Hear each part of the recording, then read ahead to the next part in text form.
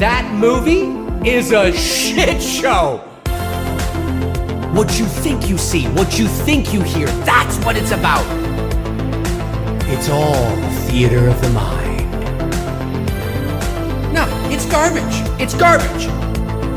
Mood and atmosphere. Now that I really like. That's what I'm looking for. That's what I want to see.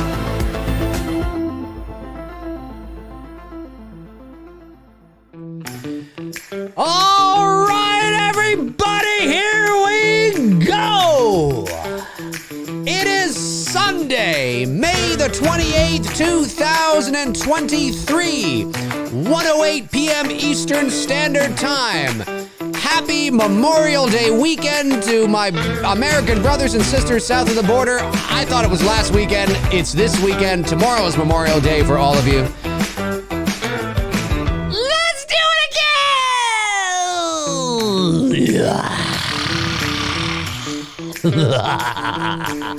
All right, everybody, come on! We need to step up! We gotta do this! There's no fucking around today.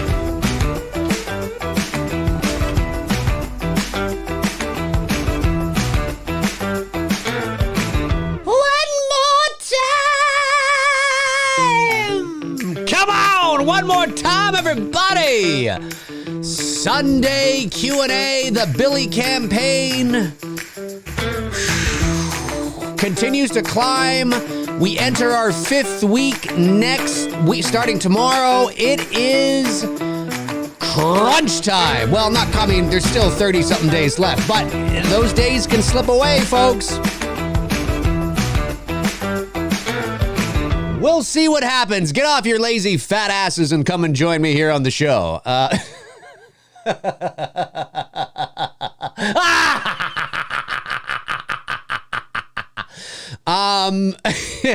I hope everybody is doing well. Happy Memorial Day weekend to, yes, my brothers and American brothers and sisters south of the border. It is a long weekend for you. I'm assuming tomorrow's a holiday, right? It was a long weekend for us here in Canada last weekend, and it's beautiful here today in Toronto. There's no humidity, which is great, because the humidity, the humidity, there's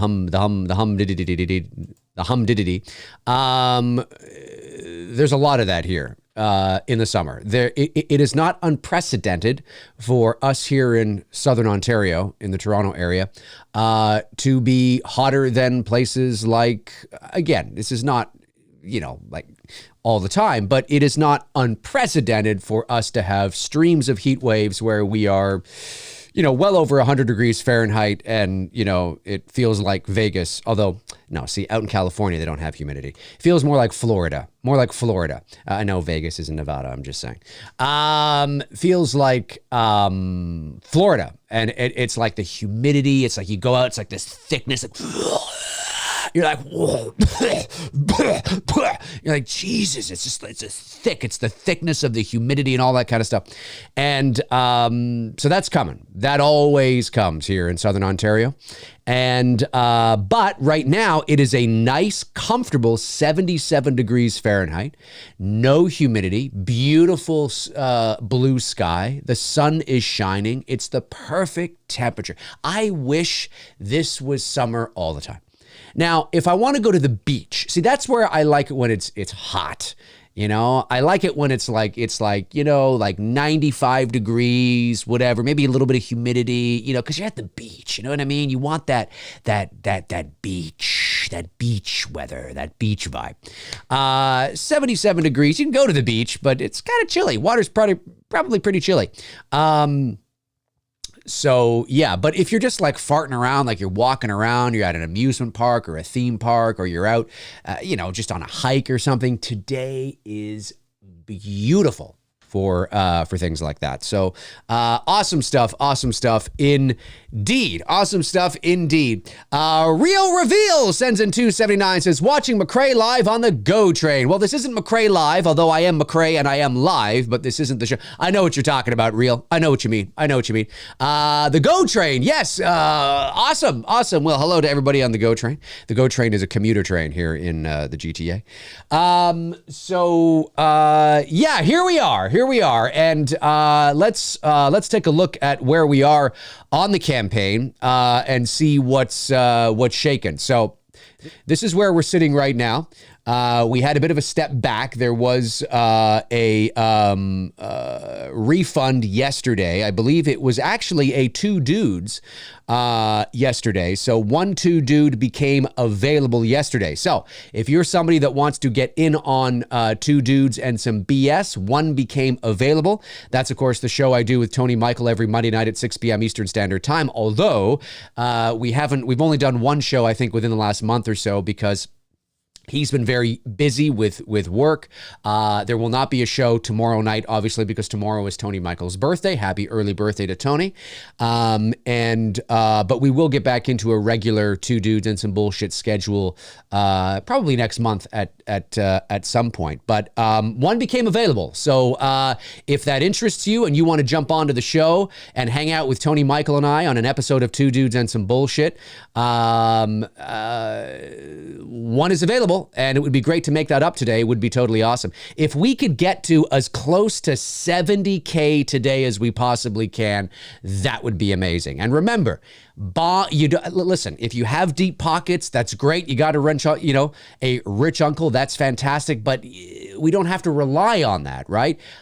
As I've said many times, a lot of these campaigns are won in the trenches, in the weeds, where Blu-rays, lots of Blu-rays are being sold, t-shirts, all that kind of stuff. It's very important that we make up this ground. There is, what's left in the campaign? 34 days. That's going to change over to 33 days at 4 o'clock p.m. Eastern time this afternoon. We still have about $55,000 to go. So although we've had a great start and we're in a great spot, there's still a lot of ground to make up, and we need to sort of keep that momentum going over the next month here, because Bruce and I were really excited about this project, obviously, and we really want to complete this, but we can't do it if we don't have our production budget, and that's very, very important. So just a reminder, of course, there's lots of wonderful perks out there. For those of you that maybe are tuning in for the first time, maybe you don't know about it, there's still 2 co-producer perks available. Of course, that is a top tier item, but nonetheless, you do get a bunch of stuff with it, and the Halloween Kills flashback mask by Jimmy Falco. You will get that. It's a hell of a mask. And then, of course, you can have your name in the end credits. The digital download package, that's a cool package. I'm surprised that actually hasn't sold more, because it's pretty damn cool, especially if you don't collect physical media. You're just somebody that wants everything digitally, which I totally understand. Well, with the digital download package, you get a high resolution copy of the official poster. You get the movie, It's Me Billy Chapter 2 in full HD digitally. You get a digital copy of the script, and you also get digital high-resolution promotional images of both It's Me Billy Chapter 1 and 2. So all for $28 Canadian, about $20 American. It's pretty good if you ask me. And then, of course, t-shirts, tons of those available, all the way up to 3XL. The Blu-ray, the official cover Blu-ray, 83 of those have sold. You have the teaser cover here as well. That's a pretty cool cover. A copy of the director's script, the official poster, 24 by 36, official one sheet of that. The teaser poster, hoodies. You want to keep warm in the winter? We got hoodies all the way up to 3XL for those. You can own both movies, both It's Me Billy Chapter 1 and Chapter 2.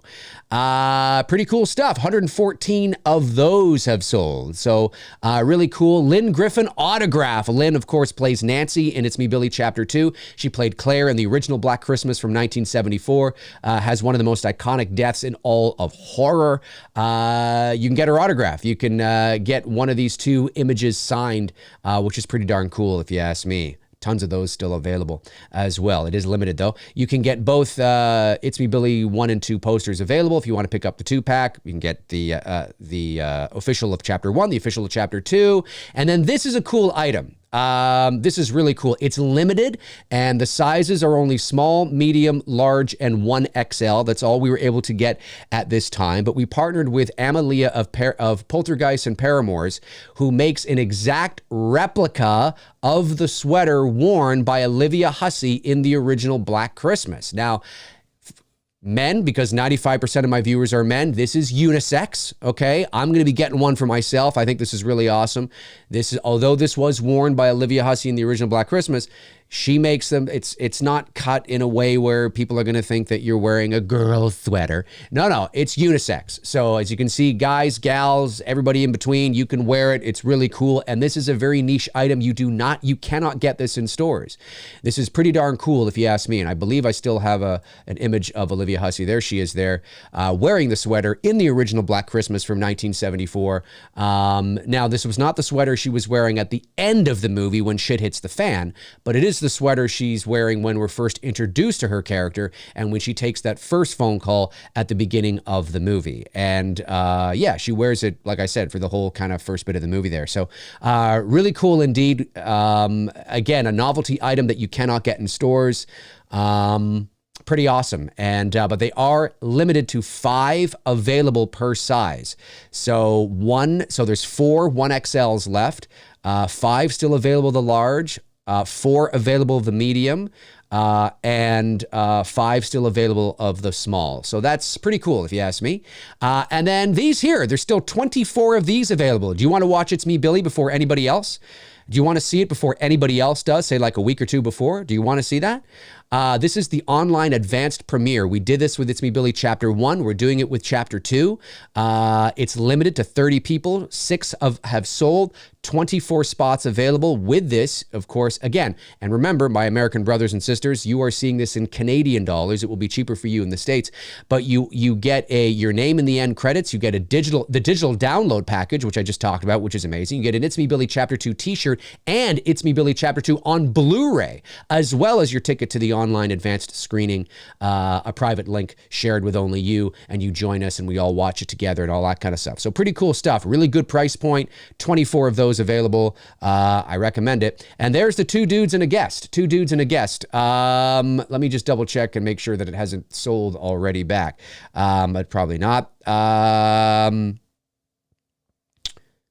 No, but something did sell, and I will look into that in just a second. Might have just been a donation. I'm not entirely sure. But again, for anybody who donates to the campaign today or picks up a perk to on the campaign today, I will be giving shout-outs. I will be giving shout-outs to each and every one of you that does that. So hey, there's 1 left on 2 dudes. We had a refund. There's 1 left. Pick it up. Pick it up. If you want to come on 2 dudes and some bullshit, now's your opportunity. 1 left. Associate producer, 10 of those have sold out of the 15. There's 5 of those left. That's a great package. And then, of course, the executive producer package, the granddaddy, is 8,000 Canadian, about 6,000 US. This is where you get everything, all perks, including the ones we've introduced throughout the month of May and will introduce throughout the month of June. There's still a couple of ones, we're thinking about. So this is the granddaddy. This is the creme de la creme. This is the big thing where you get everything. So yeah, and of course the Christmas ornaments and the snow globes and the bee in the movie, and that perk there, and be on McRae Live, they've all sold out. But lots of stuff, folks, lots of stuff still available. And again, a reminder, if you've already picked up a perk and you don't want to pick up another perk, you don't have to. You can also just donate to the campaign as well, which is pretty cool indeed. Let me just go back up here. Here, that's easier. Let me refresh this because I've noticed, as I said, we did go up. Let's see who this was, folks, and give them a shout out, ladies and gentlemen. We got to get these numbers up, folks. We got to get these numbers up. What do we got here? We got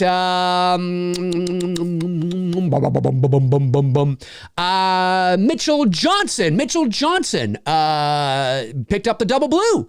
Amazing. Picked up both It's Me, Billy Chapter 1 and Chapter 2. Pick that up today. Amazing. So shout out to Mitchell Johnson. Thank you so much for doing that. I really appreciate it.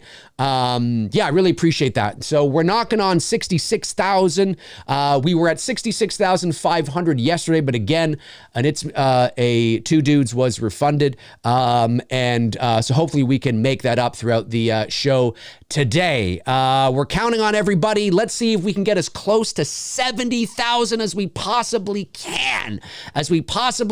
And like I've said, these campaigns are won in the trenches. So if you're new to crowdfunding and things like that, and you've been watching the campaign over the last number of weeks, you might be thinking, well, how are we going to get close to 70,000? I mean, clearly we're just going to have people drop bombs. No, not at all. We just need a lot of people buying Blu-rays, folks. That's what we need. A lot of people buying Blu-rays. So come on out and make it happen. All right, let me get to a couple of these super chats that did come in. So we've got Sam Haynes Knight sends in $5, says, Dave, are the Golden Knights going to blow a 3-0 lead? They're starting to make me nervous. I hope not. I'm pulling for the Golden Knights because I want them to win the Stanley Cup. I would love to see them win the cup. I think that'd be awesome. If Florida does too, I'm okay with that. But yeah, I'm getting a little nervous too, man. I hope not.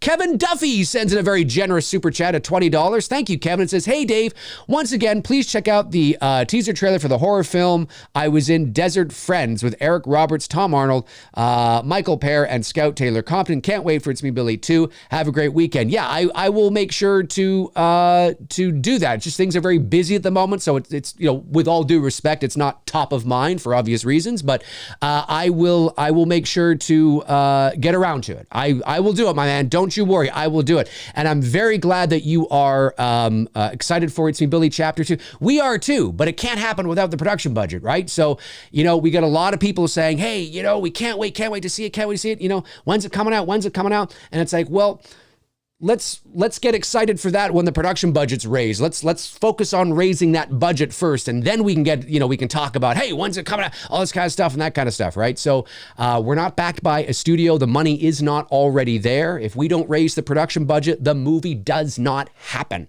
So although I appreciate the well wishes and yeah, I can't wait to see it, and totally, like I'm right there with you. We want to show you and all that kind of stuff. Technically, if we want to get like real with you guys, the movie hasn't been greenlit. The movie has not been greenlit. It is still a very real possibility. It may not happen, right? And that's the reality, right? So once we get close, I've said many times that by the end of the campaign, we want to be as close to 100,000 Canadian dollars as possible. If we can reach our budget, that's amazing, because then the campaign goes into demand. And that means even though the campaign's over, we can continue to raise funds after the fact, which is great. But if we're not going to reach our goal, we want to be as close to 100,000 Canadian as possible. So it justifies, in our minds, we're pretty close to what we need. Let's run another campaign over the summer and see if we can make up the difference. Obviously, we would rather not do that. We would rather, focus on raising, or hopefully raise everything the first time and then focus solely on pre-production throughout the summer.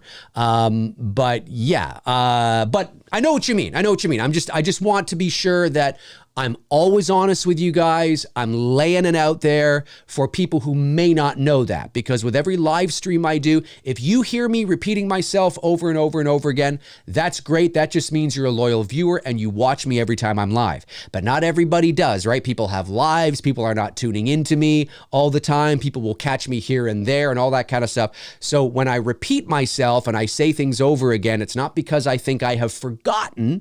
It's because I'm either hammering home a point that I think is very important, or I am saying it again, right? For those that may have forgotten, who haven't seen it, all that kind of stuff. If you see the same ad on TV 36 times, well, that's great. That just means you're watching a lot of TV, right? But they don't play that ad 36 times for you. They play it for you and everybody else who hasn't seen it yet. So the same thing here, when you're running a campaign and you're selling and you're talking about it and you're putting, things online and, photos and videos and, the promotional material, it's keeping it in the pop culture, or not the pop culture, but in our little community zeitgeist. So very, very important indeed. But I appreciate it. I will definitely check out the trailer for sure. And thank you for supporting the channel on that level. I really appreciate it. Vendez Cinema sends in $4.99, says, about 3 years ago, I sent you a super chat asking if you ever seen the movie The Warriors. It's amazing what you guys remember. You then said you haven't. Did you ever see it? No, I still have not seen The Warriors. I have, sorry. It's amazing that you remember that. About 38 years ago. That's cool, man. That's cool. No, I haven't seen it yet. I have not seen The Warriors yet. So hopefully, yeah, it's one I got to get around to. There's a lot of films that you guys have probably seen that I haven't seen.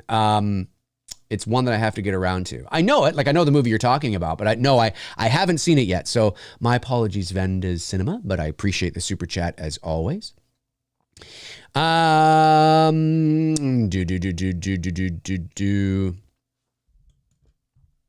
Let me see here. I'm just looking. Oh, hang on. I'm just looking. Ba ba ba ba ba ba ba. I'm just looking at some things. I want to make sure I don't. Okay. All right. Just want to make sure I got that. How do you say that? Atrocitus? Is that a different kind of, or atrocitus? Probably something like that. There's a couple ways I think you can say that. Atrocity or what?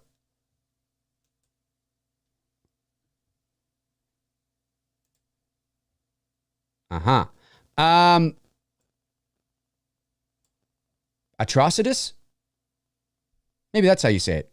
Atrocitus? Anyway, $5. Sorry, I was thinking in my head, I'm like, I think it's Atrocitus.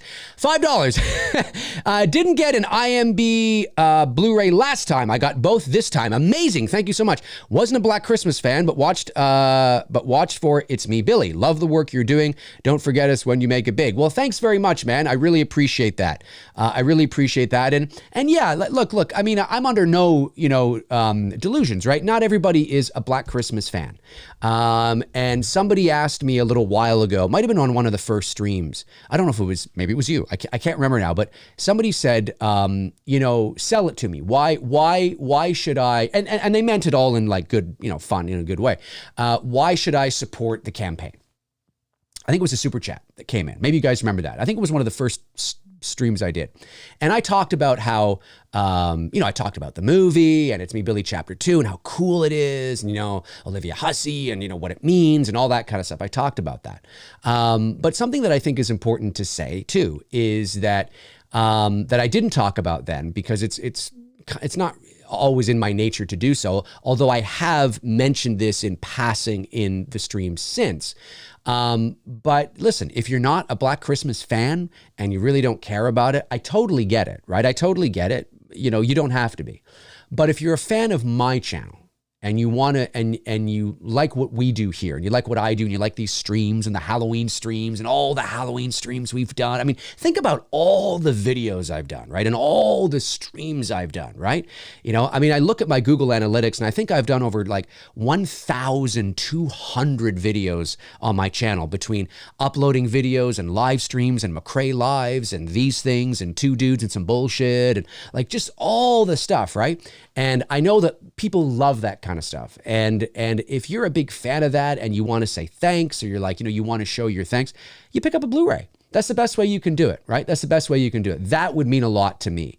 So that's what I should have said to that individual was, well, hey, listen, if you're a big fan of my channel and you love what we do here and you love hanging out and talking movies and horror movies and stuff, how you can say thanks to me is by picking up a Blu-ray for the campaign.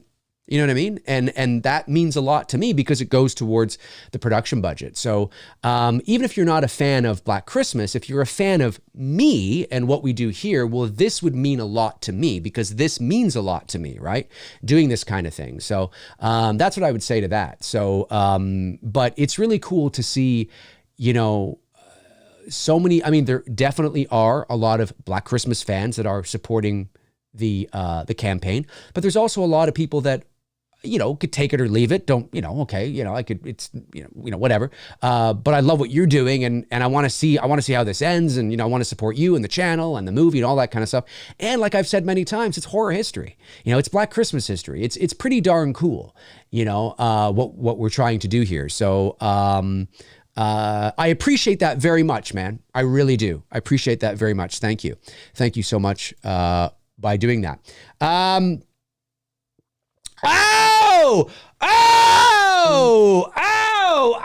ladies and gentlemen, here we go. Let's get it going. Here we go. A big one has come in, or a couple of big ones maybe. $66,947. We are just over $3,000 away from 70,000 Canadian dollars. Something has come in. There has been a jump. 552 backers. There has been a jump.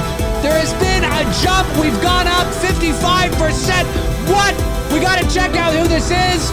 Let's check it out who it is, ladies and gentlemen. Everybody that donates to the campaign during my live streams, doesn't matter if you're donating to the campaign, it doesn't matter if you are donating or picking up a perk, it doesn't matter, you'll get a shout out. What do we got here? We got here we go. Yeah, so it was a bunch of them. I thought maybe a bomb had dropped, but see, no, this is great. A bomb didn't drop, just a bunch of people came in and bought some perks, which is great. So we've got Robert Kitzmiller comes in and buys the holiday sweater, a large, amazing. It's awesome, dude. You're gonna, it's pretty fun, cool. And what's cool about that holiday sweater is that it's so niche and it's so unique and it's so Black Christmas. It's like, well, it's not quite like the Freddy Krueger sweater, but you know what I mean, right? It's the same where it's only like, you know what I mean? And then so if somebody recognizes it, you know they've watched Black Christmas, right? You know what I'm saying?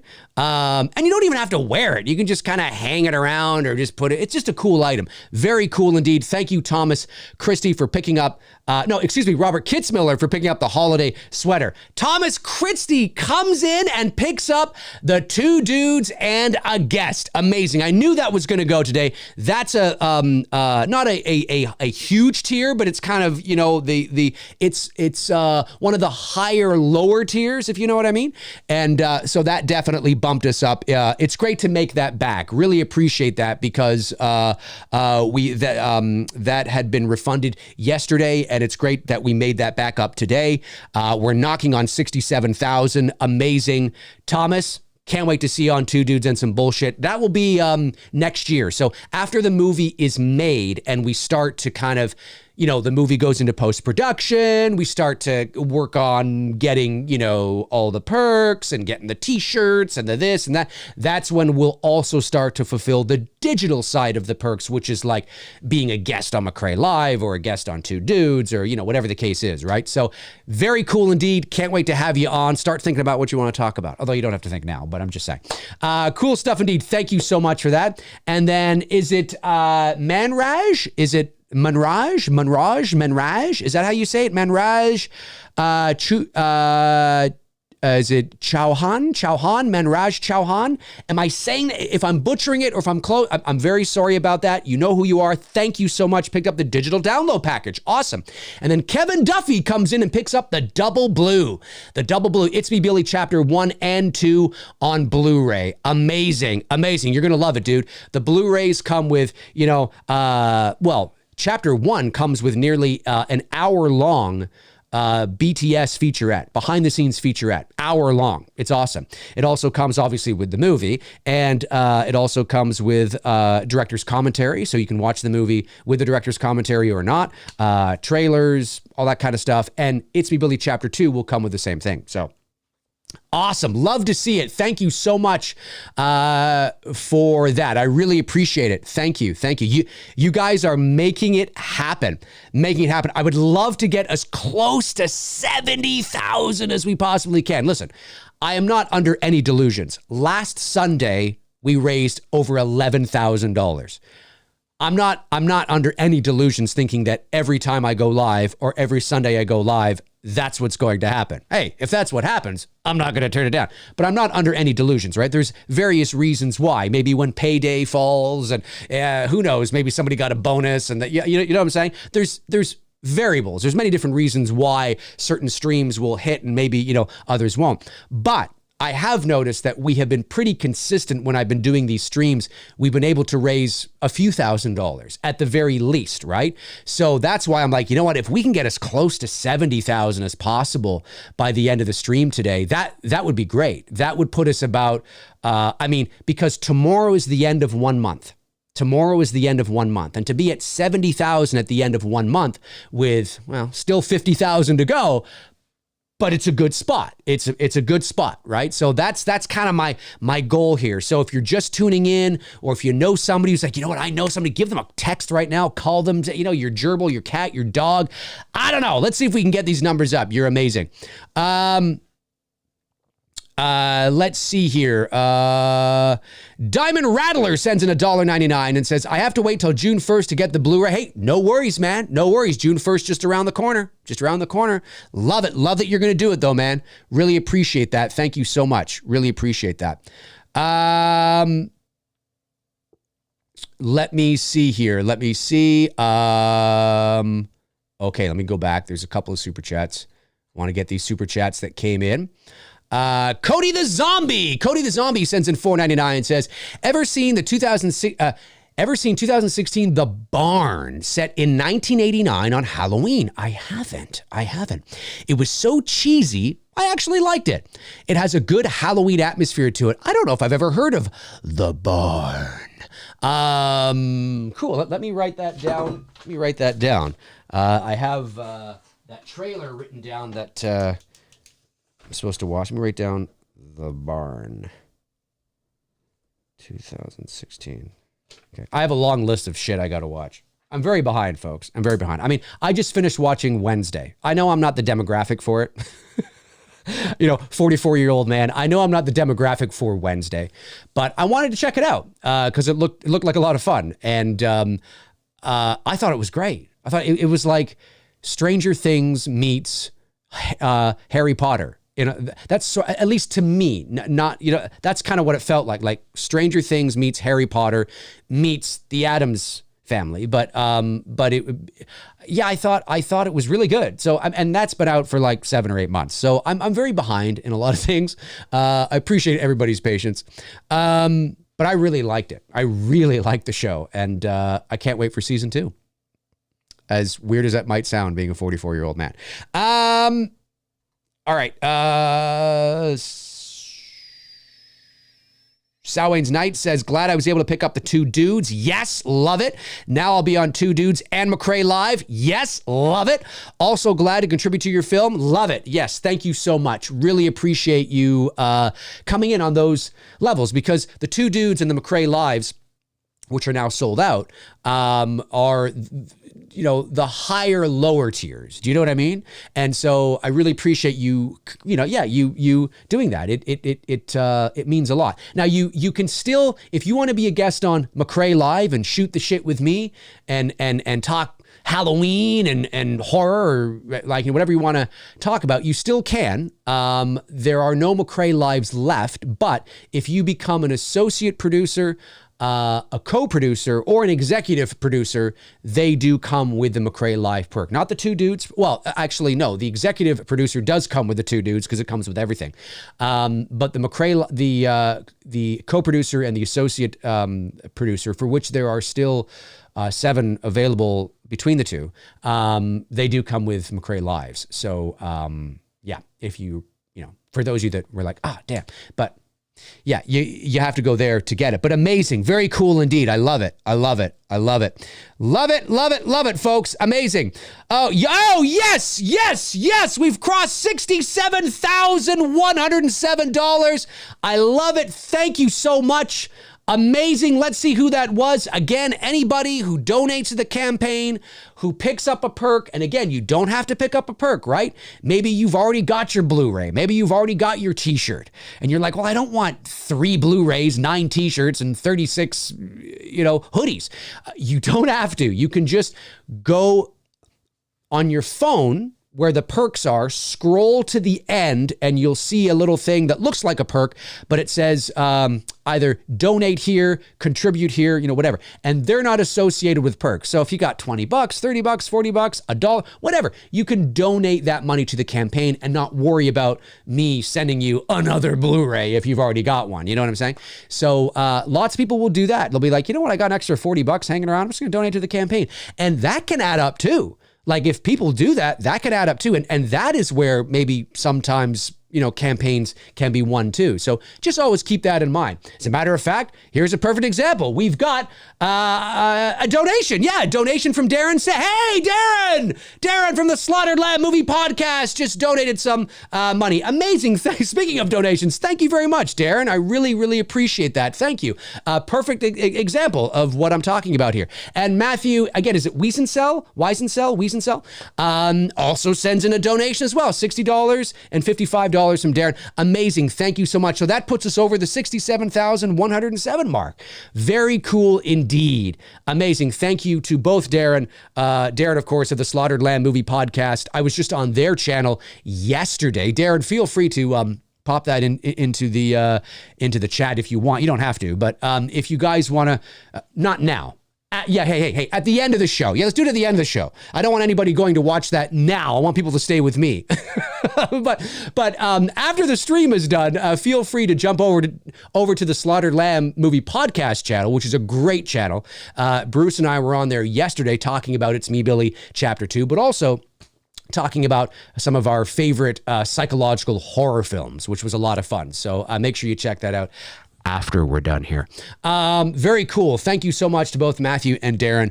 I really appreciate that. Awesome. I really appreciate that. Cool stuff. $67,167. Oh, wait. Did we go up again? I think we went up again. Hang on a sec here. I think we went up again. Let's see it. I got to give shout outs. Everybody's getting shout outs. No. Okay. No. 67,001. Oh, I see. Okay, I think there was a delay. There was a delay in the updating. So I haven't missed anybody. Cool, great, love it.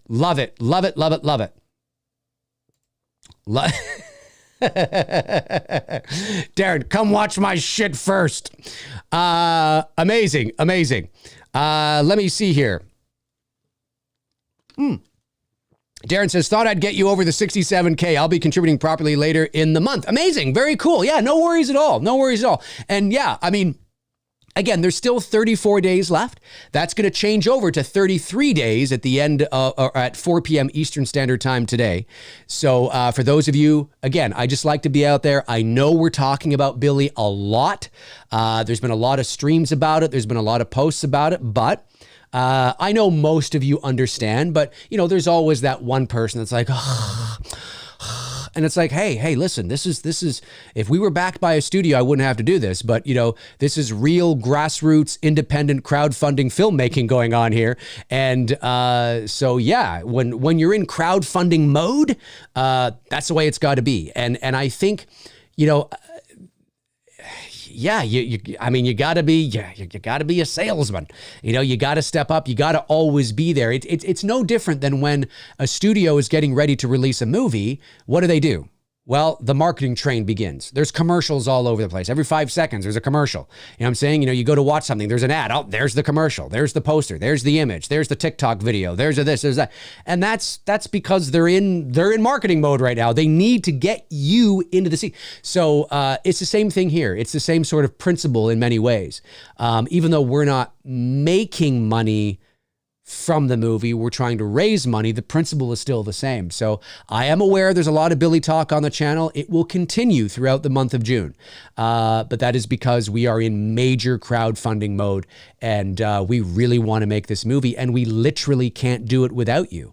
It's not like we have other... It's difficult to... I don't know what it's like in the States, but in Canada...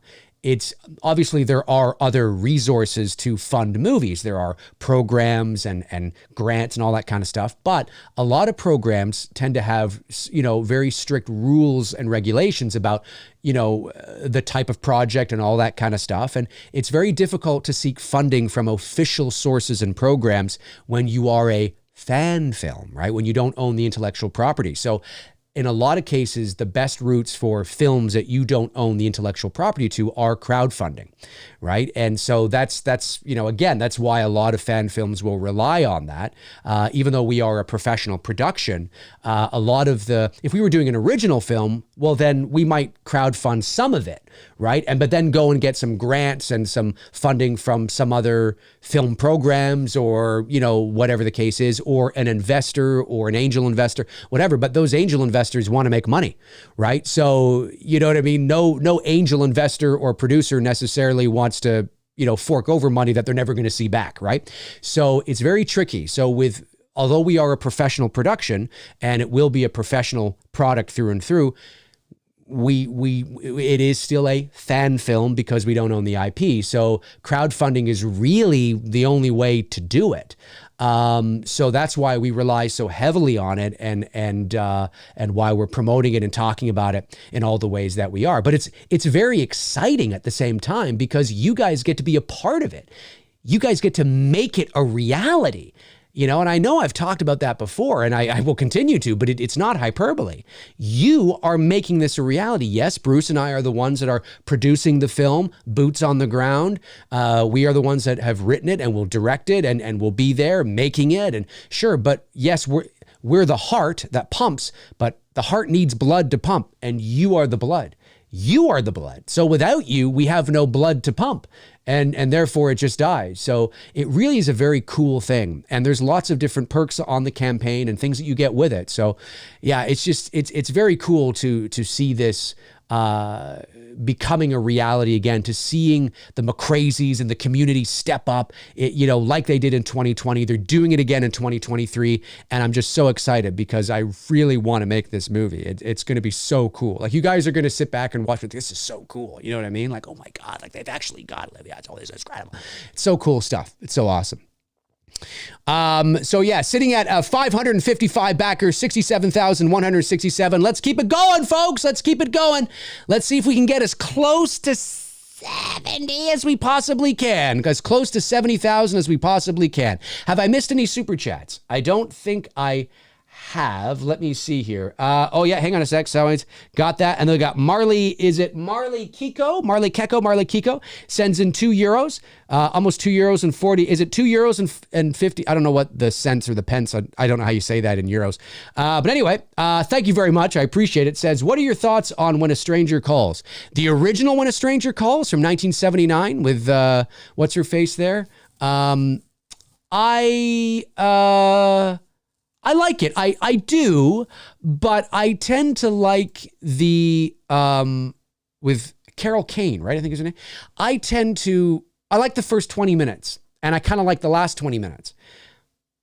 I'm not a big fan of the rest of the movie, to be honest with you. I find it quite a little slow, a little boring.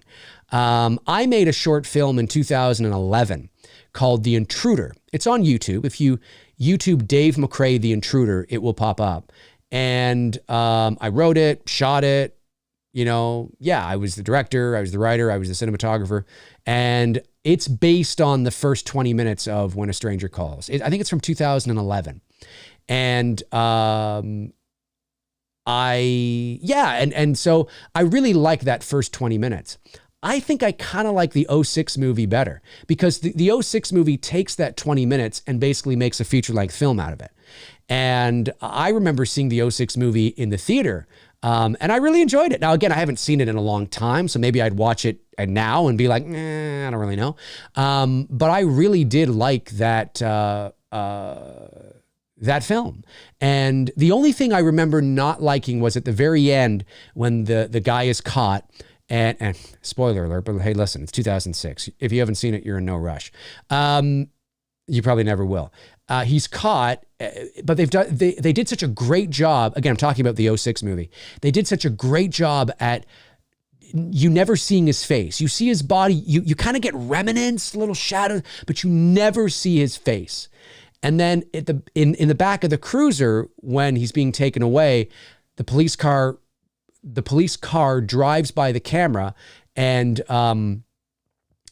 the shot sort of slows down, and we look through the window, and you see his face get revealed in like the light. And I was like, I don't think we needed that. I really don't. I mean, I understand why they did it, but I'm like, I don't think you needed to do that. Like, you've gone this far, why bother? Just have him continue, like, just keep him in shadow as he goes by, like, so he's just this enigma, like we don't know who he is kind of thing. So those are kind of my thoughts, Yeah. I don't hate the original or anything like that. I just remember thinking the first 20 minutes was so strong that the rest of the movie was kind of like, But then there's that great moment at the end of the movie, when it's years later or close, not at the end, but when she gets that phone call at the restaurant, and it's that voice, have you checked the children? And she's like, oh, and she kind of faints or whatever. It's like, just that, bringing that back was really cool. Just that middle part, I was like, not really sure. All right.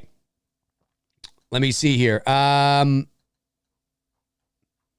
Super chat comes in from Ian David Strain and says, please, can you tell my daughter Chloe to watch Black Christmas tonight or else? In the voice of Freddy Krueger, please. Dave, you are going to melt face. The voice of Freddy Krueger? I know what you're trying to do. I'm trying to say... Well, I'll do the caricature version of it because I don't want to reveal what I do for Dylan's New Nightmare. So I'll do the caricature version I do here on the channel. But be warned, folks, and I say this with all due respect, okay? And I'm not saying you're doing this. I'm not saying you're doing this. But it has happened in the past where people will send in super chats and request me to do a bunch of things, and they feel that, well, he's got to do it because I paid him to do it, and it's like, I don't mind doing these kinds of things once in a while, and I'm not saying you're doing this. I'm just using yours as an example for anybody else who thinks, oh, you know what? Dave, do this. Dave, say this. Dave, jump this. Dave, do this. Dave, bark like a dog. Dave, do that. All that kind of stuff. I just want to be clear because I remember about 2 or 3 years ago, there was a stream where there was an onslaught of super chats getting me to try do this. And it was sort of, I was like, okay. We got to kind of have to, you know what I'm saying? I'm not saying you're doing that. But I just want to be clear. Just want to be clear for everybody out there who's, but yeah, so it'd be more like, let me see here. Gotta channel it. Character. Again, I don't want to go into Dylan's New Nightmare because I want that to be a surprise. So it's more of a caricature version of it. Be like, Chloe, watch Black Christmas. You are all my child. You are my child now. There's a little bit of Dylan's Nightmare in there, but I'm trying to kind of go to the extreme so I don't ruin the surprise. There you go, Chloe. You gotta watch it. You gotta watch it, Chloe. You gotta watch it. See, Chris Snyder, I paid you, so dance, monkey, dance. Yeah. I just had to say that because Chris, maybe you remember. I'm not sure, but it was about 2 or 3 years ago. There was some stream I was doing, and somebody asked me a question about. It might have been to do. It was some sort of like to do like an Arnold impression. It was like, do Arnold running into Michael Myers at a diner, something like that. And I was like, yeah, okay, sure. I was like, hey, Michael, come on. I did it, right? And then I started to get this onslaught of stuff. And I was like, whoa, hang on. You know what I'm saying?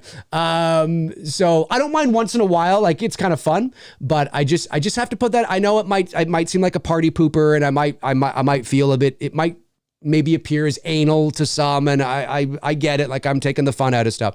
I just want to be clear. Because I'll never forget that stream where there was like 7 or 8 super chats in a row asking me to, dance, monkey, dance. And I was like, whoa, hang on a sec. We need to get back to what we were talking about.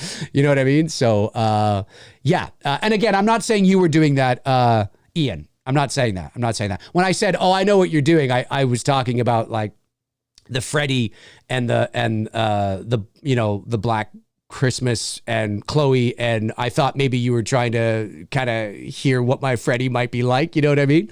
That's what I meant. Not that you were trying to like get me to bark like a dog or something like that. Great supporter, Ian, and thank you for the super chat. I really appreciate it. And shout out to your daughter, Chloe. Watch Black Christmas. You got to watch Black Christmas tonight, Chloe. You got to watch it tonight. No, Ian, if you're saying sorry to me, no, don't, it's not, no need to be sorry. I know what I'm talking about. I'm just using you as the example of where it could go, because somebody sees that and then they think, oh, hey, I know. That's all. That's all I'm saying. All right. Jim Dorsey says, Dave, you turning into a werewolf was classic, though. Classic? Turning into a werewolf? Oh, maybe... maybe it's gone over my head. I'm not really sure. Let me see here. I just want to, okay, still sitting at 67,167. Let's see if we can get it up, guys. Let's see if we can get some of those numbers up. If you're just tuning into the stream, again, anything you can contribute, greatly appreciated. Shout outs. Everybody gets a shout out who donates to the campaign. Let me see. Chester Franklin Jr. says, Dave, my favorite tracks from the original 78 is Laurie's theme, Halloween theme, movie version, Myers, Shape Stock's theme, Halloween theme. I like Halloween theme from the soundtrack with the beat. Okay, fair enough. Yeah, I prefer the one without the beat. Personally, which is the one that you actually get when you actually watch the original Halloween. That's the one that you get. It's just there's no beat. That came later. I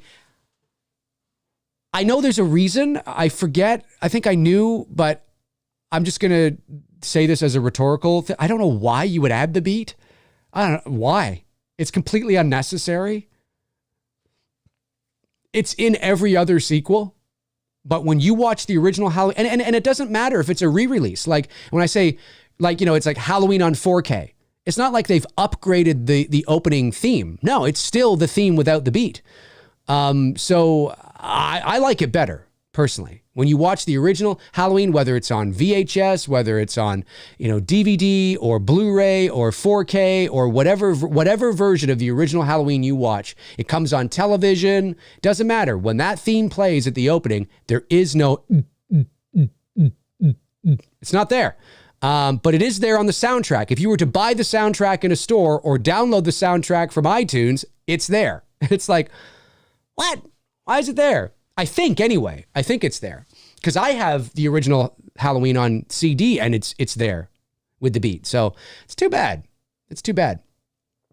Arthur Vega sends in $10, says, hey, Dave, have you and Veda, hope you and Veda have a good day, or a good one. Thank you very much. And random question, do you have a favorite Universal movie monster? Mine is the Frankenstein monster.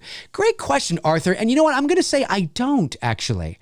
I was never really big into the Universal monsters. I appreciate them, and I can appreciate their cultural significance, and certainly they're cool, and you get a really good taste of them all together when you watch the Monster Squad, and I have seen a lot of those older black and white films, but not really. I don't think so. I mean, if I had to pick one off the top of my head, I don't know, maybe the Wolfman or something, or I don't know. I've never been really big into vampires or werewolves or, things like that. It's never been a really big thing. I mean, I love An American Werewolf in London, of course, as a movie, but in terms of like werewolves as like a mythological creature or a character, or Frankenstein or Dracula or, whatever, not really. I don't hate them or anything. I just never really been into them in the ways that some people are. Power Packers 90 cents and $2 says, will It's Me Billy 2 have a tap dancing donut with a knife? Yes. Yes, there will be a tap dancing donut with a knife.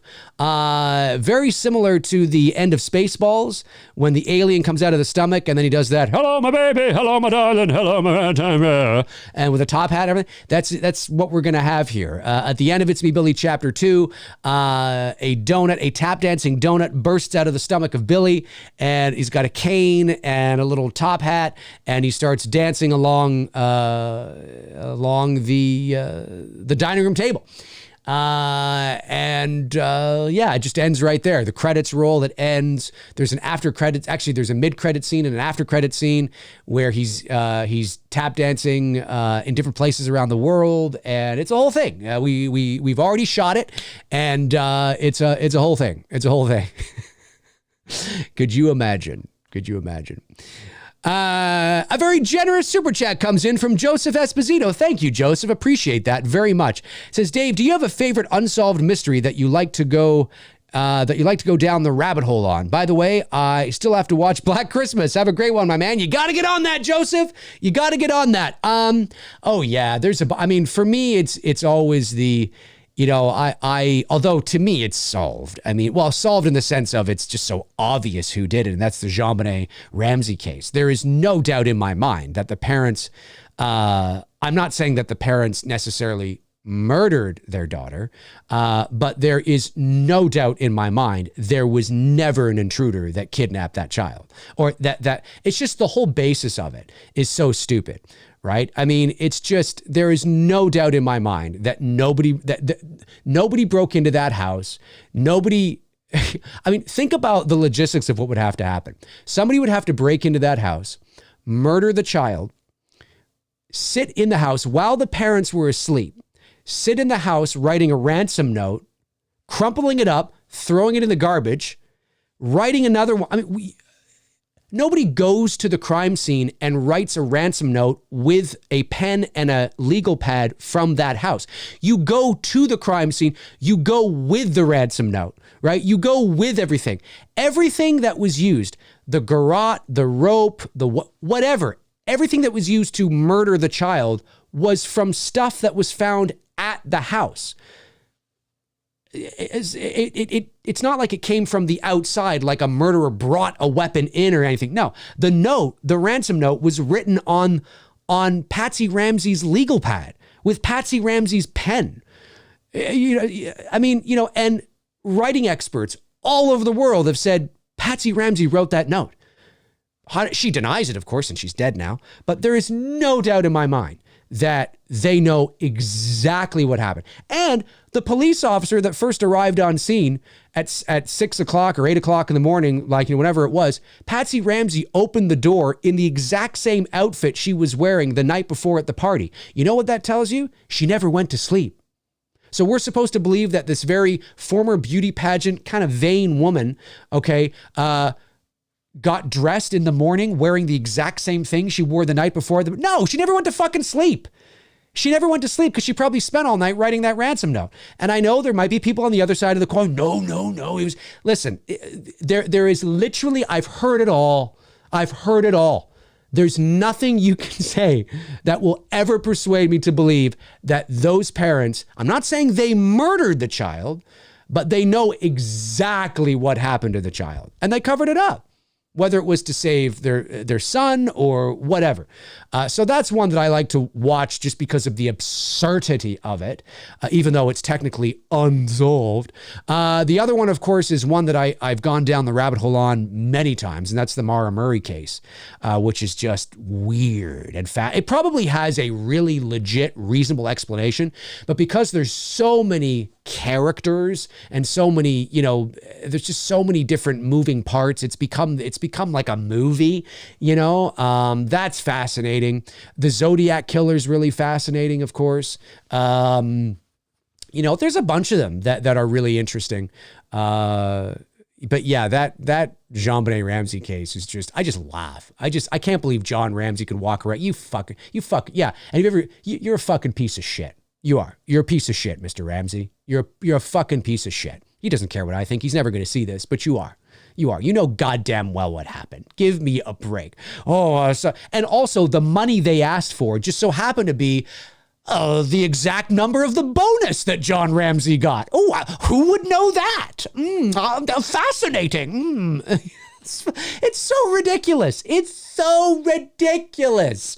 It's insane. It's insane. It's absolutely insane. Yeah. Hey, I know what we're going to do. Let's go murder that child. Okay. Should we bring something? No, don't worry about it. We'll find something there. Okay. Should we write a ransom? No, don't worry about it. What we'll do is we'll murder the child. We'll wrap them up. Are we going to take the kid? No. Let's not take the kid. Let's leave the kid in the basement in the house. Okay. And here's what we'll do. We'll write a ransom note. Okay. I'll go get the paper. No, don't worry about that. We'll use paper from their house, and we'll use a pen from their house, and we'll sit there and we'll write the ransom note there. Well, why would we do that? We're wasting time. Don't worry about it. It's fine. Like, it's so fucking stupid. You wouldn't do that.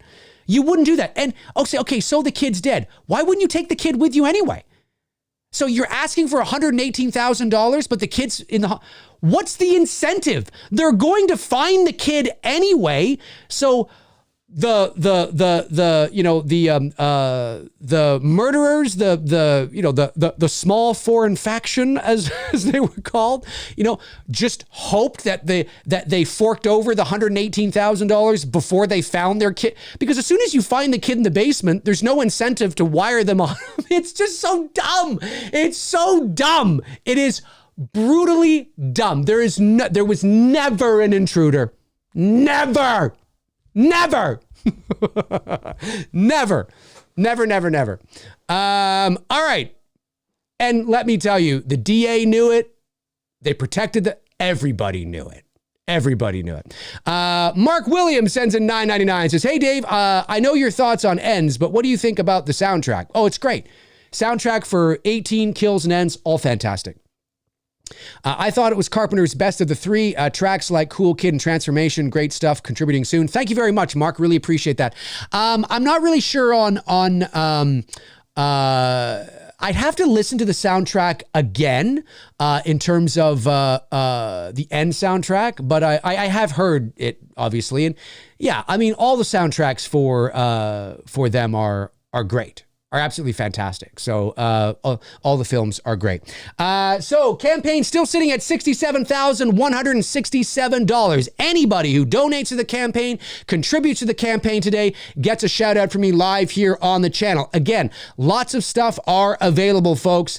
That's the featured perk there. There's only 2 co-producers left. Again, you're seeing that in Canadian dollars. In American dollars, it's about $1,800. It's a top tier perk, yes, but with top tier perks, you get top tier items. In there, you get everything everything that the associate producer gets, but also you get the Halloween Kills flashback mask by Jimmy Falco. And yes, it really looks like that, and it's awesome. Only 2 co-producer perks remaining. And let's see if we can get those Blu-rays up. I had a lot of people reach out to me after the campaign for Chapter 1 that were really disappointed. They didn't get their hands on an It's Me Billy Chapter 2, or excuse me, an It's Me Billy Chapter 1 Blu-ray. Here is your chance. So if you are still somebody that wants to get your hands on a Chapter 1 Blu-ray, here's your chance. The double blue perk. You get Chapters 1 and 2 on Blu-ray. $90 Canadian, that's about 60 something US, but you don't just get the Blu-rays, you also get your name in the end credits and the digital download package as well. So always remember, when you look at a price point, always remember to look at what else you get in the perk as well.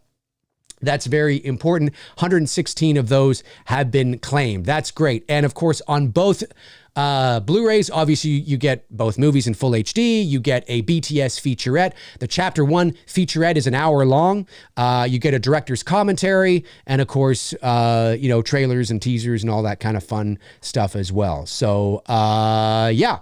Would love to, I don't know, is it possible? I mean, again, I would love to get as close to 70,000 today as possible. if we can't, is it possible to get as close to 68? Could we get to 68? Let's take it in baby steps. Could we get to 575 backers today? That's 20 backers from now. I think it's possible. I think it's totally possible.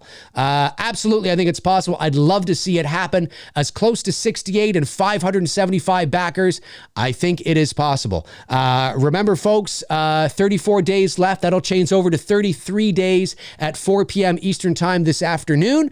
And yeah, so time is ticking. We enter the last month of the campaign tomorrow. Tomorrow is the beginning of the final month of the campaign, and we have 45% to make up nearly $50,000. So we got to keep it going. We got to keep it going. Don't sit on it, folks. Don't sit on it, because I had people reach out to me after the first campaign and were like, oh, I should, they saw the product and the quality that we delivered. And we're like, oh, I was going to, but I didn't. And no, you know what I mean? Here's your chance. This is your chance, folks. I'm just letting you know. Hey, don't shoot the messenger. Have I got... okay, I got that. Frank Riker, my man, Frank Riker sends in $5, says, careful guys, you should see Dave take on someone with schizoid embolism. Yes, it's true. It's true. I mean, we don't want, you don't want me doing those kinds of characters. I'd be good at it though. I'd be good at it. You got to be able to tap into your inner schizoid embolism. Chris Snyder sends in $5, says, on a semi-related note, have you seen either Searching or Missing, the laptop abduction thrillers? I have seen, well, what was the first one? Searching? I think the first one was Searching. I saw that in the movie theater when it came out in 2018, I believe. I haven't seen Missing yet, but I hear it's really good. I hear it's really good, Chris. So I definitely have to check that out. I got to check that one out for sure. Yeah, I hear it's not like it's a sequel, but it's a different Missing story. So it's not like the same characters or anything like that. Yeah, I got to see. Is it on Netflix right now? If it's on Netflix, maybe I should check it out. I'm not really sure. AB James says, holy crap, I didn't realize, Dave, you need 120K to make this sequel. Well, that's 120,000 Canadian. So remember, 120,000 Canadian is about 89,000 US, about 72,000 UK pounds. But yeah, it does. I mean, we are a union production, so we are obviously dealing with ACTRA in Canada, SAG-AFTRA in the States. And, when you are making a professional product, it's a fan film, yes, but, we are delivering a professional indie horror short through and through. And when you want to do that on a professional level, filmmaking is a very expensive endeavor. So obviously, you have to pay the cast and the crew union rates. There are union fees. There are the rental. There is the rental of the location. So just to shoot at the house for a week is, thousands of dollars. You have to feed everybody for that week, which is thousands of dollars. You have to house everybody for that week, which is thousands of dollars. You have to pay production insurance, which is thousands of dollars. You have to have, the equipment rentals, which, is, well, again, say it with me. There's obviously production insurance and the rental of the trucks and gas and everything. And so, and we take nothing. We literally take zero. We take zero. Bruce and I do not make anything. We can't legally because we don't own the intellectual property. So the producers of the movie, you are allowed to raise money to make the movie, but you cannot make money from the movie. So we cannot sell it to Amazon or Hulu or have it up or monetize the movie and things like that. We cannot commercialize the film. Now, if the rights holders were to come forward and say, hey, listen, we love this, we want to package this, and well, that's different. Then that's a conversation we can have. But as of right now, it is a fan film.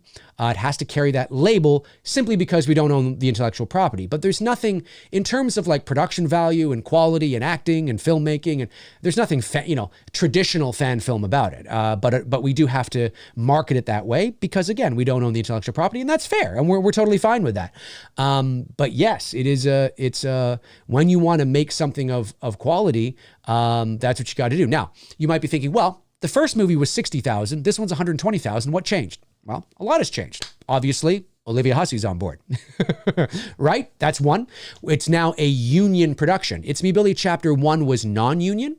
It's Me, Billy Chapter 2 is a union production because everybody who was non-union on the first film is now union. So, which is great, which means, that's awesome. Obviously, rates go up, right? And the cost of things in the world has gone up just because of inflation. Right? So things are just more expensive, generally speaking, right?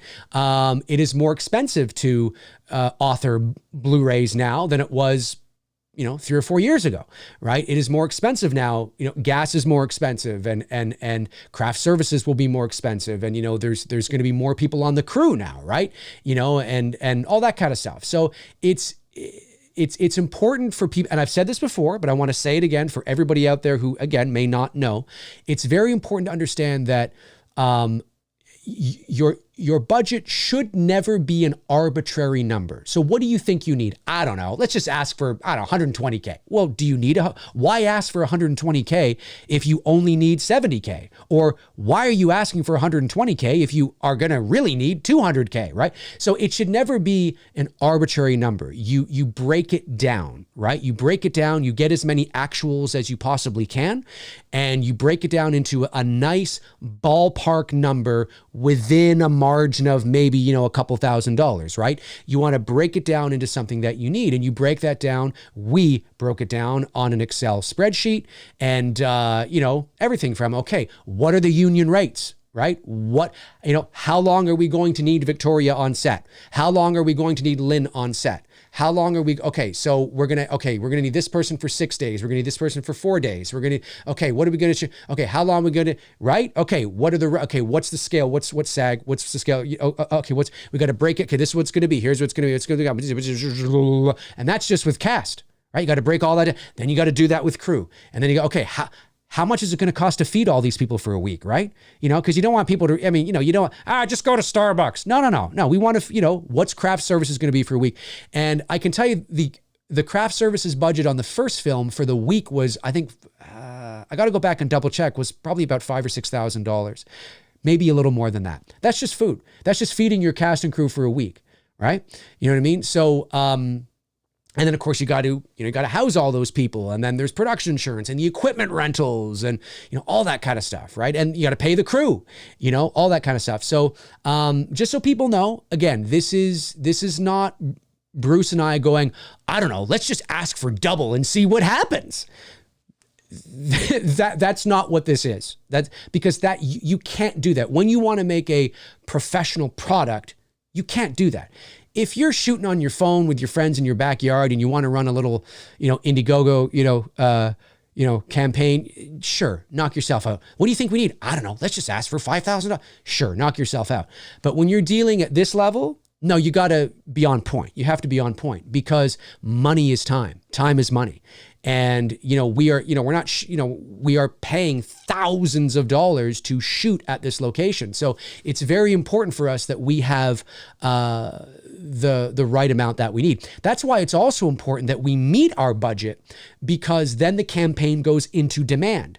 And what that means, for those of you that may not know, I've talked about it, but I'll say it again, is that when the campaign is over come June 30th, if we meet our goal, we've reached 120,000 Canadian, then the campaign goes into demand. And that means we can continue to raise money. Even though the campaign's over, we can continue to raise money after the fact. So that scene we had to cut short, now maybe we can add it in because we've raised, a bit more. Hey, you know what? We were going to shoot for 6 days. Maybe now we can shoot for 8 days because we raised an extra $10,000 or an extra $20,000. Actually, it'd probably have to be more than that. Probably have to be like around 20,000 or more to shoot for an extra 2 days, maybe even more than that. Because the cost of everything goes up, right? You got to pay all the actors an extra day, the crew an extra day. Everybody's got to be fed an extra day. Everybody's got to be housed an extra day. The production insurance is an extra day. The equipment rentals are an extra day.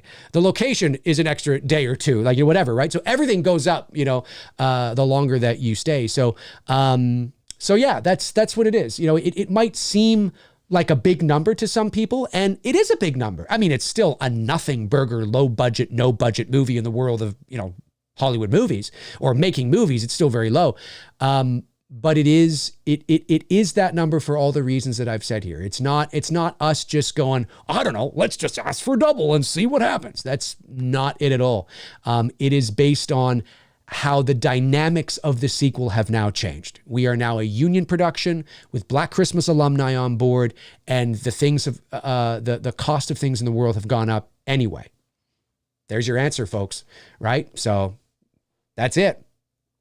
But our goal is to get as close to 100. If at the end of the day, come the end of June, if for whatever reason we just don't reach 120,000, hey, it's okay, it happens.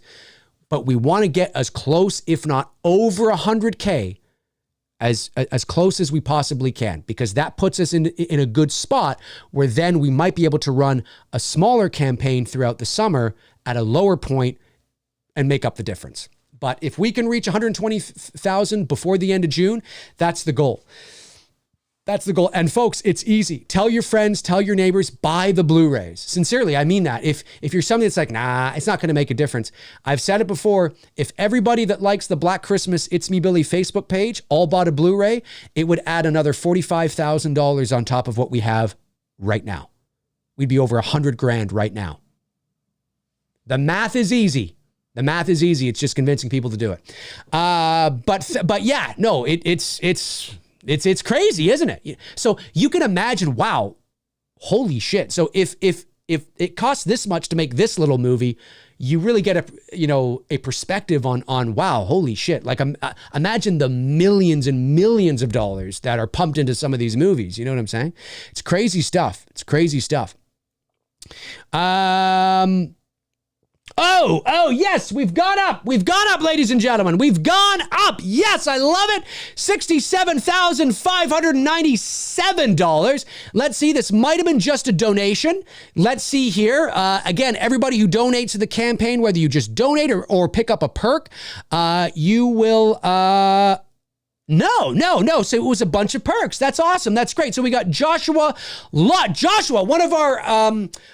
Joshua, are you an associate producer or a co-producer? I can't remember now. Anyways, one of our producers, Joshua, amazing. Nick coming in hard into the paint.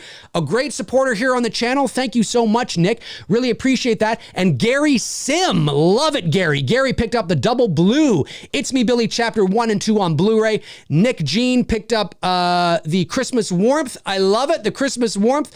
The hoodie, I love it. And Joshua Lott picked up the holiday sweater, the exact replica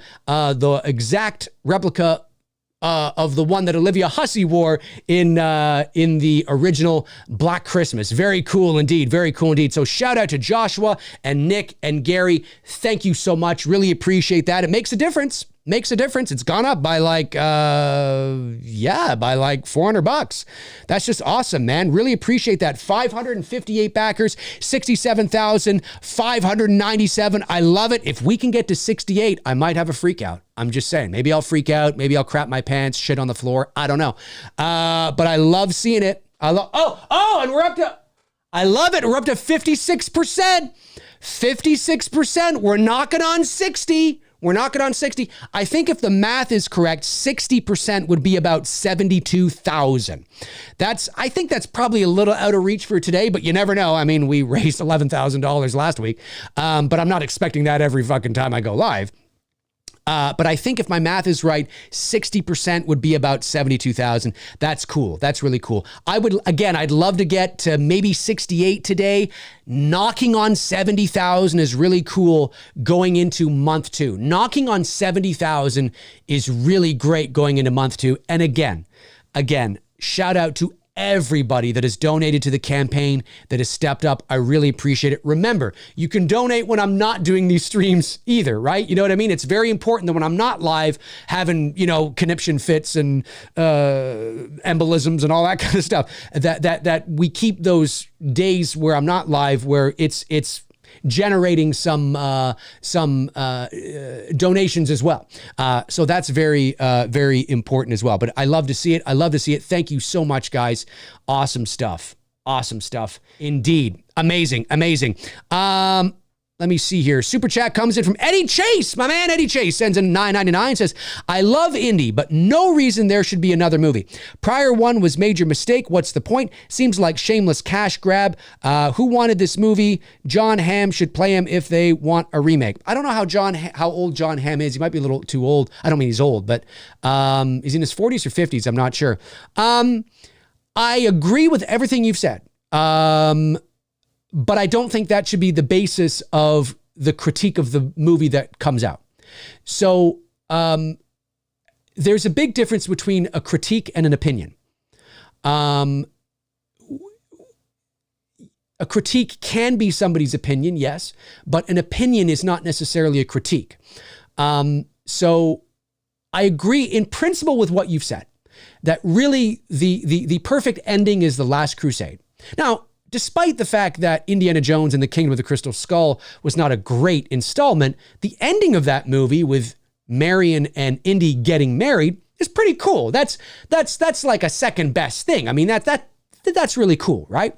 That's a nice ending. I said on my rant video, and I will say again here, and it's not going to make a difference because I don't have a big enough platform, I don't have a big enough following, but it's how I feel about it. If you're going into watching Indiana Jones and the Dial of Destiny, expecting or thinking that it should be like this, then you're half correct. And I say that because there are things as indie fans that if you're going to do another Indiana Jones movie and potentially right some of the wrongs of the fourth installment, there are certain things as indie fans that we should expect, right? And what is that? Well, it should have Indiana Jones DNA. That does not mean that it should look, feel, smell, taste, and make you feel like the first time you watched Raiders of the Lost Ark. It's not going to. They don't make movies like that anymore. That doesn't mean that they couldn't, but they don't make when I say they don't make movies like that anymore, I don't mean they don't make movies like that anymore. I mean the process, the logistics of making movies isn't made like that anymore. So yes, it's going to have CGI. Yes, it will. It's going to. It's inevitable. I don't even have that as an expectation. I just already know that it will. Now, how you utilize the CGI, that's different, right? That's different. But are all modern blockbusters big, bombastic? Yes, because it's cheaper and it's easier. So they're going to. It's going to. But it has to have the DNA of an Indiana Jones movie. It's got to feel like an Indiana Jones movie, right? It's got to have that swashbuckling sort of, that Indiana Jones thing, right? Okay. But I am not going to, the litmus test is not that this movie should never be made. Well, then don't go see it. Don't go see it. Do not go see the movie. If you are, and I'm not yelling at you, Eddie. I'm not yelling at you. I'm talking in general, right? I'm yelling at the collective, like a general you is what I'm saying. I'm not saying you, Eddie Chase. I just mean like, a general you. If you believe that this is dog shit and you're somebody that watches all of those channels that bitch and moan and complain about Disney and Kathleen Kennedy nonstop, it's all they do, it's every video they do 450 times a week, 3,000 times on Sunday. If you want to buy in, and maybe they're right, but I haven't seen the movie. And I'm not going to let Billy Bob's Fart YouTube channel tell me what I should think of the movie. I'm going to go and I'm an unabashed Avatar fan. And I don't give a frog's fat ass if you think Avatar is overrated, underrated, a piece of shit, the biggest polish. I don't care. I like it. And I think it's awesome. And I don't give two shits what you think. right? That's how we all should be. So if I go to watch Indiana Jones, and again, when I say you, I don't mean you, Eddie. I just mean you in general, right? I just want to make that sure. I'm not yelling at Eddie. I love Eddie. I'm not yelling at Eddie. I'm going to go and I'm going to watch The Dial of Destiny. And if I think The Dial of Destiny was fucking amazing, I'm going to jump on here and say, I think it's amazing. And I'm going to tell you why I think it's amazing. See, that's the thing. I'm going to break it down and tell you why and why I think it's amazing. If I think The Dial of Destiny is a big pile of dog shit, well, I'm going to jump on here and I'm going to tell you I think it's a big pile of dog shit, and I'm going to tell you why it's a big pile of dog shit. You know what I'm saying? So it's okay to, I say this because I feel that the expectations, it's over. It's like I said in my rant video, it's over. It's not going to look like Raiders. It's not going to feel like Raiders. It's not going to look like Last Crusade. It's not going to feel like Last Crusade. And then Eddie says a very good point. Well, then why bother? I agree. Why bother? Money, money, money, money, money. All movies are money, money, money, money, money, money, money, money, money. Halloween 18, money. Halloween Kills, money. Halloween Ends, money. It's all about money, man. Show business is always about money. And the second it doesn't make money, they stop. Like I've said many times, they don't care what you think.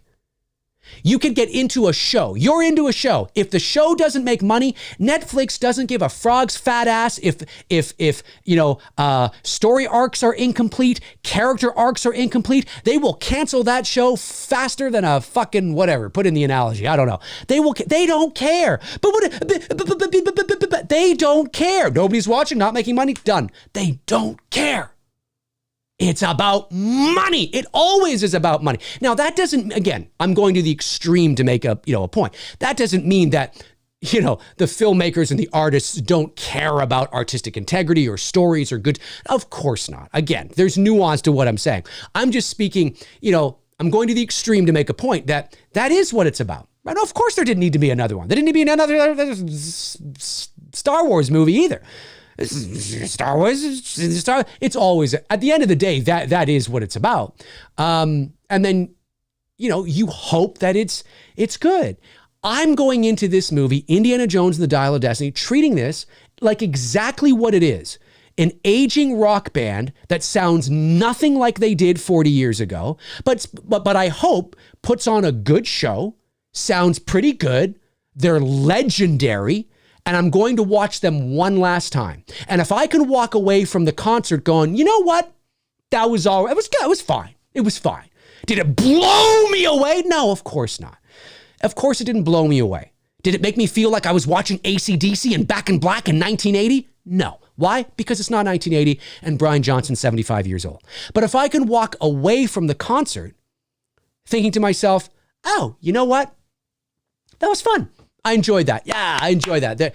It's more of a symbolic thing. And you hope for a good show. I'm not saying we have to expect garbage, right? That we have to lower our standards and just consume. That's not what I'm saying. It's still got to feel like Indiana Jones. That DNA's got to be there for sure.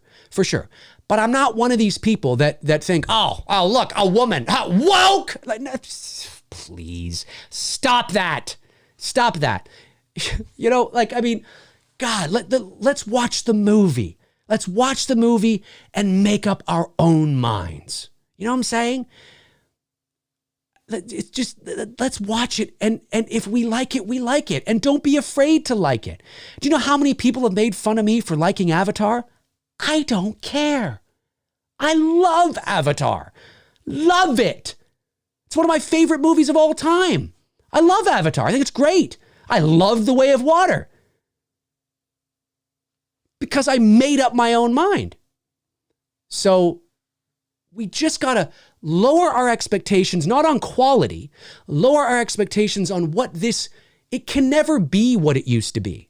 It's just going to be an aging, it doesn't mean it can't be a good show and a fun story and a fun time at the movies. And then if you walk out going, you know what, that was good. That was all. Was it Raiders? Well, no. Was it Temple? No. Was it Last Crusade? No. But I haven't heard anybody say it's worse than Kingdom of the Crystal Skull. Every negative review I've read, nobody says, oh, you think this is bad. Oh, you think, or you think that was bad. Oh, nope. No. Every negative review I have read always talks about the feeling. Oh, it's just, Indiana Jones and he's old and, Phoebe Waller-Bridge woke. It's just like, yeah, but this is not a critique. This is not like, you're not, and I'm just like, I'll go make up my own mind. That's how I feel about it. But you are right. You are right in the sense that it didn't need to be there. You're right. And neither did Creed. Or Creed 2 or Creed 3 or Eddie's, nothing needs to be there. You know what I mean? But if there's a demand for it, and again, it's no, you're right. It didn't need to be there, but it's Harrison Ford, one of the great legendary actors of our time. And we're going to see him on stage one last time. I'm down. Let's do it. And let's hope for a good show. And if we can walk out of there thinking the movie's a 7 out of 10, that's a win. Is it not? Isn't that, if we could all walk out of the Dial of Destiny going, that was all right. What would you give it? 7 out of 10? 7.5? That was fun. That's a win. In my opinion, anyway. That's how I feel. Now that rant's done, thank you, Eddie. And by the way, Eddie, I wasn't yelling at you. Like I said, I wasn't yelling at you. I was going off in that general kind of, you know what I'm talking about. Eddie knows what I'm talking about. Eddie knows. 550. Oh, we've gone up again. I love it. I love these incremental. Yes. 559 backers, 67,662. I love it. Could we get to 68? Is it possible to get to 68 before the end of the month? Again, the month ends. Month 2 begins tomorrow. Cool. Okay. Have I missed any super chats? I don't think I have. Stefan Poirier says, what's your favorite video game? Oh, I'm not much of a gamer. I don't know. I'd probably go back, I don't know, Super Mario Brothers. I don't know. I'm not a gamer, man. So I'm not really sure. When I did have consoles though, I did like playing the NHL hockey and things like that. But I'm not a gamer. I don't know a lot of the games. So I'm not really sure. I'd have to go back to, Mario. I don't know. Yeah. Ghosts and Goblins. I'm dating myself here. Eddie says, "Oh, good, Dave. Okay, great. Yeah, totally. Yeah. But sometimes I'm like, wow, get on this. You know what I'm saying? Yeah. No, I wasn't talking to Eddie. I just was talking in general. And listen, I get it. The reviews have been mixed to negative, right? You read them, but you got to think about Cannes as well. Cannes is a very prestigious. It's the most prestigious film festival in the world with a lot of pretentious people that attend. So again, I'm not making excuses for. If the movie really is shit, hey, it's really shit, man. You know what I mean? And I'll go see it and I'll be like, Eddie, it's shit, dude. It's fucking shit. But we don't know. And you know who also doesn't know? All those YouTube channels that are talking about how shitty it is. They don't know either, unless they've seen the movie, right? But the reason why they're running with it is because it fits their net, right? They've been talking for months about Phoebe Waller-Bridge taking over. Phoebe woke. Well, the best thing that could happen to those channels is mixed reviews coming out of Cannes, right? That's because it's confirmation for them and it's confirmation for their viewers. The worst thing that could have ever happened to all these channels that talk about this shit is if it came out of Cannes with a 97% Rotten Tomato score.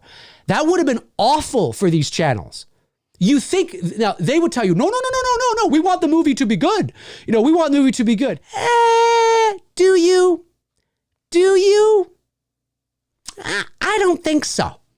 Because you've spent all this time talking about how dog shit it's going to be. Are you really going to, get on your channel with your tail between your legs going, I guess it's pretty good? No, of course not. It bodes well for them that it's dog shit, which is why you see them capitalizing on it, right? Because it fits. It fits. And again, I don't watch these channels and you think, well, then how do you know? Because every time I YouTube Indiana Jones, they're the channels that come up and I see all the thumbnails. Yeah, dog shit. Oh, whoa. Dog. And I'm just like, oh my God. You know what I mean? So it gets recommended to me because I'm an Indiana Jones fan. So when I try to search for Indiana Jones stuff, I get bombarded with all these thumbnails with red eyes and all this stuff. And listen, all power to them. But I don't think there's anything objective necessarily about this at all. And maybe they will be proven right. And we'll go watch the movie and yeah, it's dog shit. They were right. But they don't even know that yet. They haven't even seen it. They could go, I mean, these are the same people saying that Avatar 2 was going to bomb. And it's the third highest grossing movie of all time. You know, let's wait and see. Let's judge for ourselves and not be afraid to say, you know what? I liked it. You know, I like The Force Awakens. I don't give a fuck what anybody says. I like The Rise of Skywalker. I don't think it's great. I don't think The Rise of Skywalker, but I like it better than Last Jedi. I don't care what anybody says. I like The Rise of Skywalker better than Last Jedi. Think I give a shit what anybody thinks? No.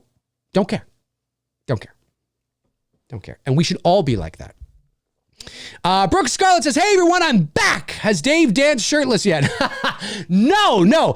Listen, I mean, if we hit 120,000 today, that might be happening. I mean, I got to put the stakes up there. You know what I mean? I got to put the stakes up there. Who knows?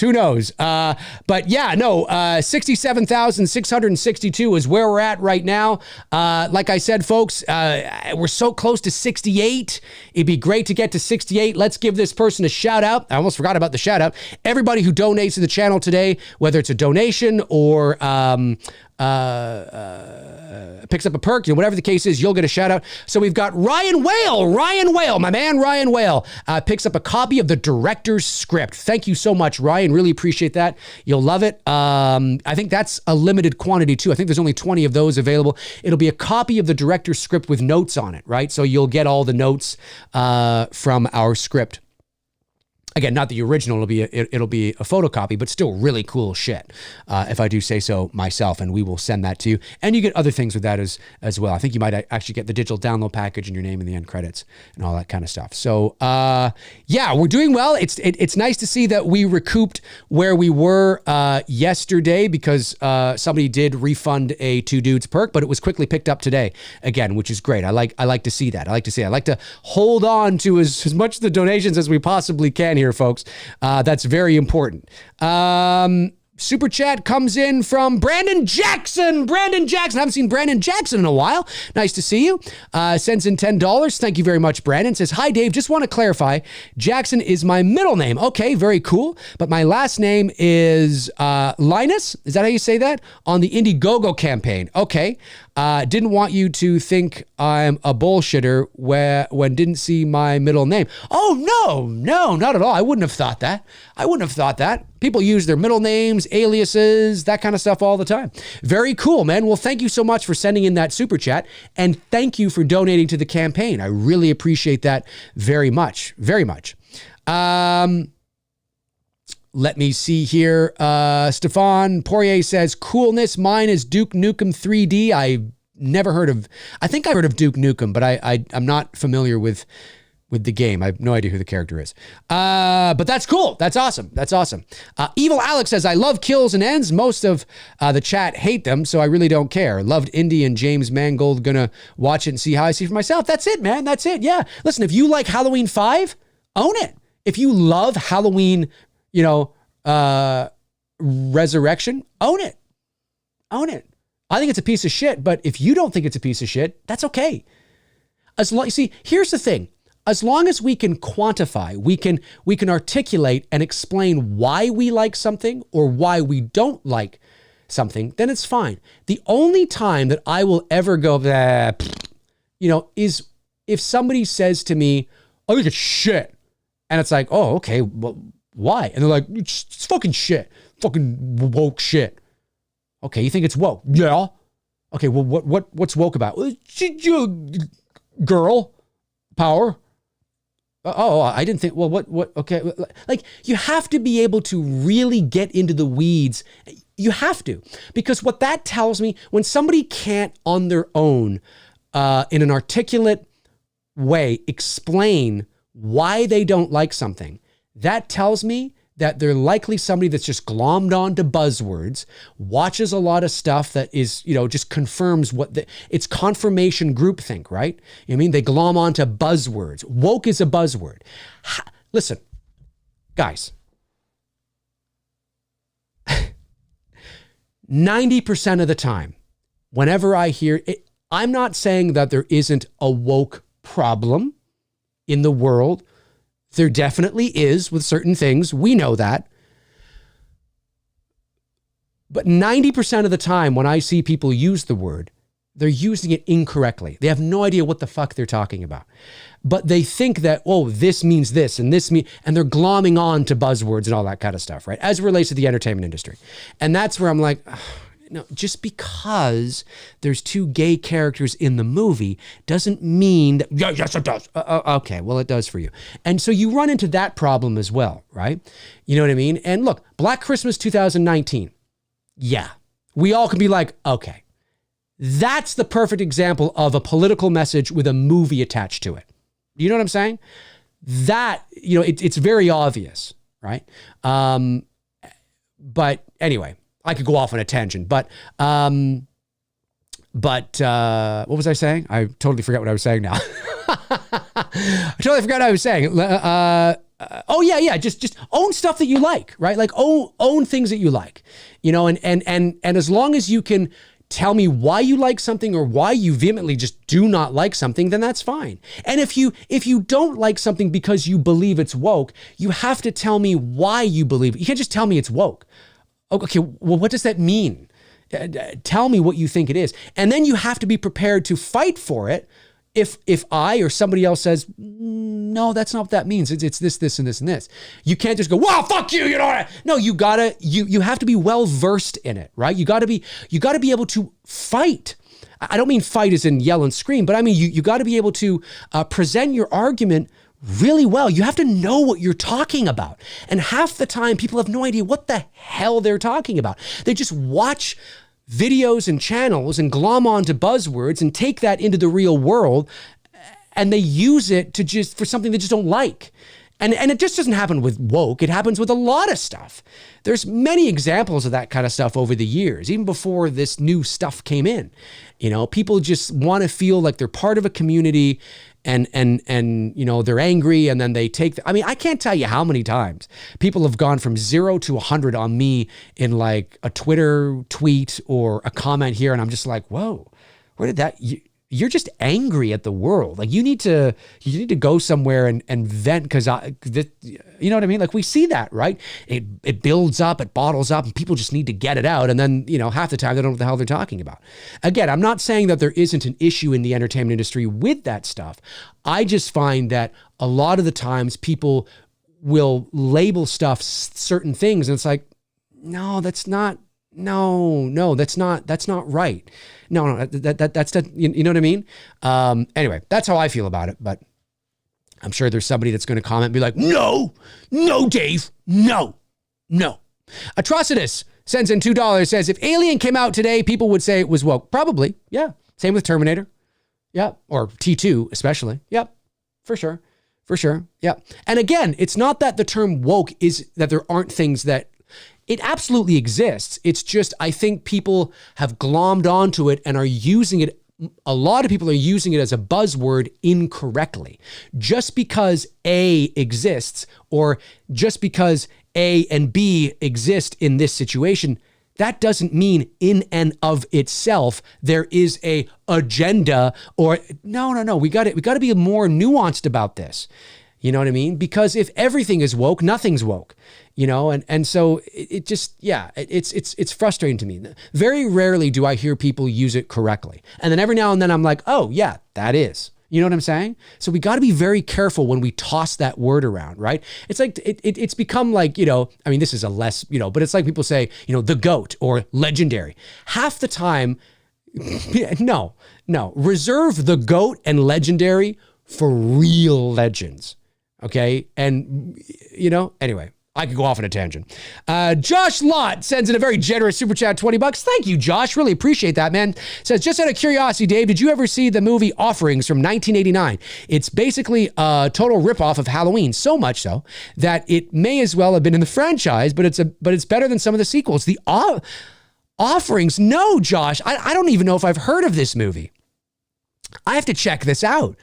I don't even know if I've heard of this movie. Offerings from 1989. Love it. 560. We've gone up again, folks.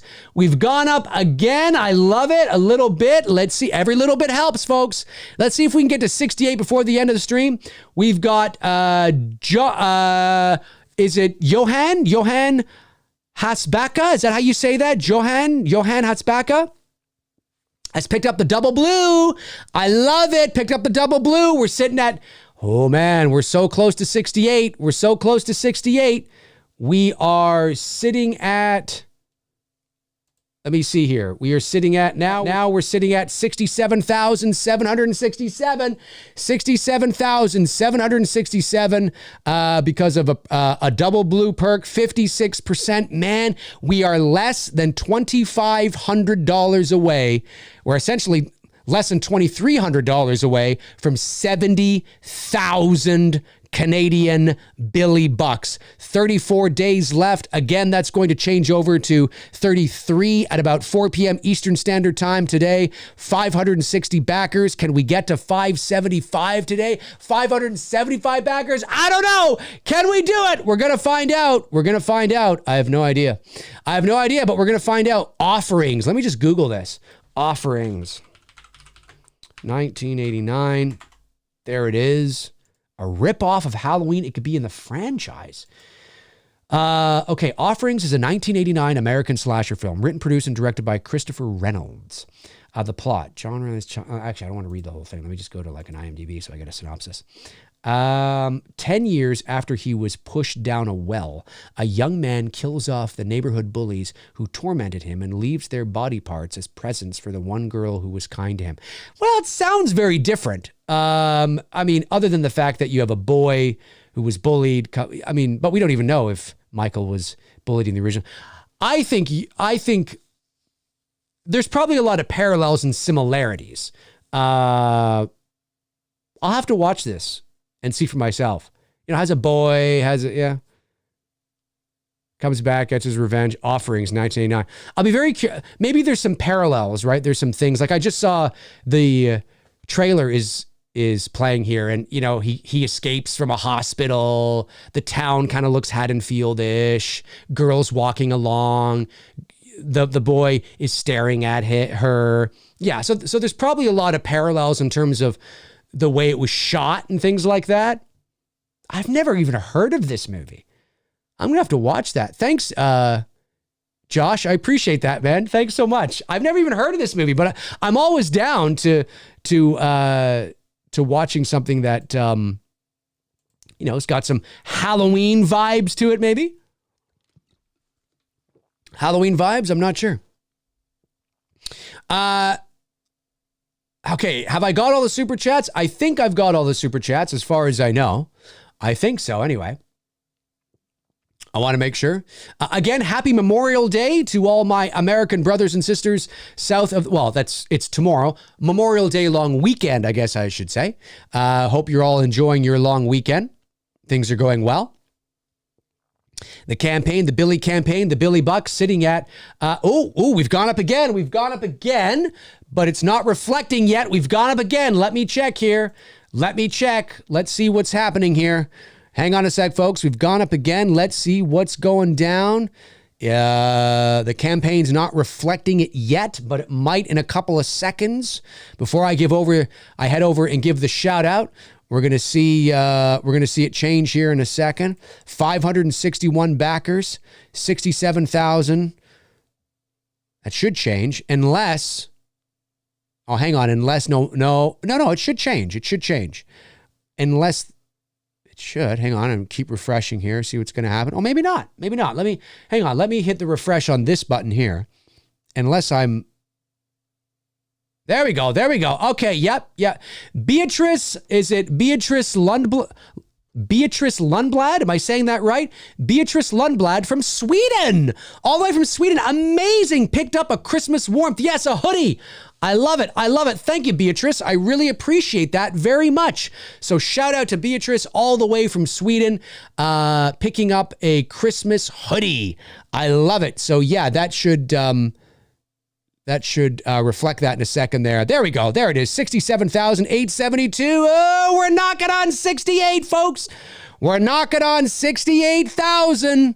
We're knocking on 68,000. If we get to 68,000, I'll run the You know what I'm talking about. You love it. You love it. I like to reserve that for milestones that we cross and big donations. So in case you're wondering, how to get me to freak out, it's the big boys. It's the big donation. That could be a big perk, a big donation, whatever the case is.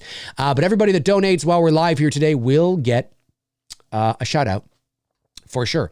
So thank you very much, Beatrice, for that. Really appreciate it. 561 backers, 67,872 Canadian Billy Bucks. Amazing. Evil Alex says, funny, I just watched your film, The Intruder.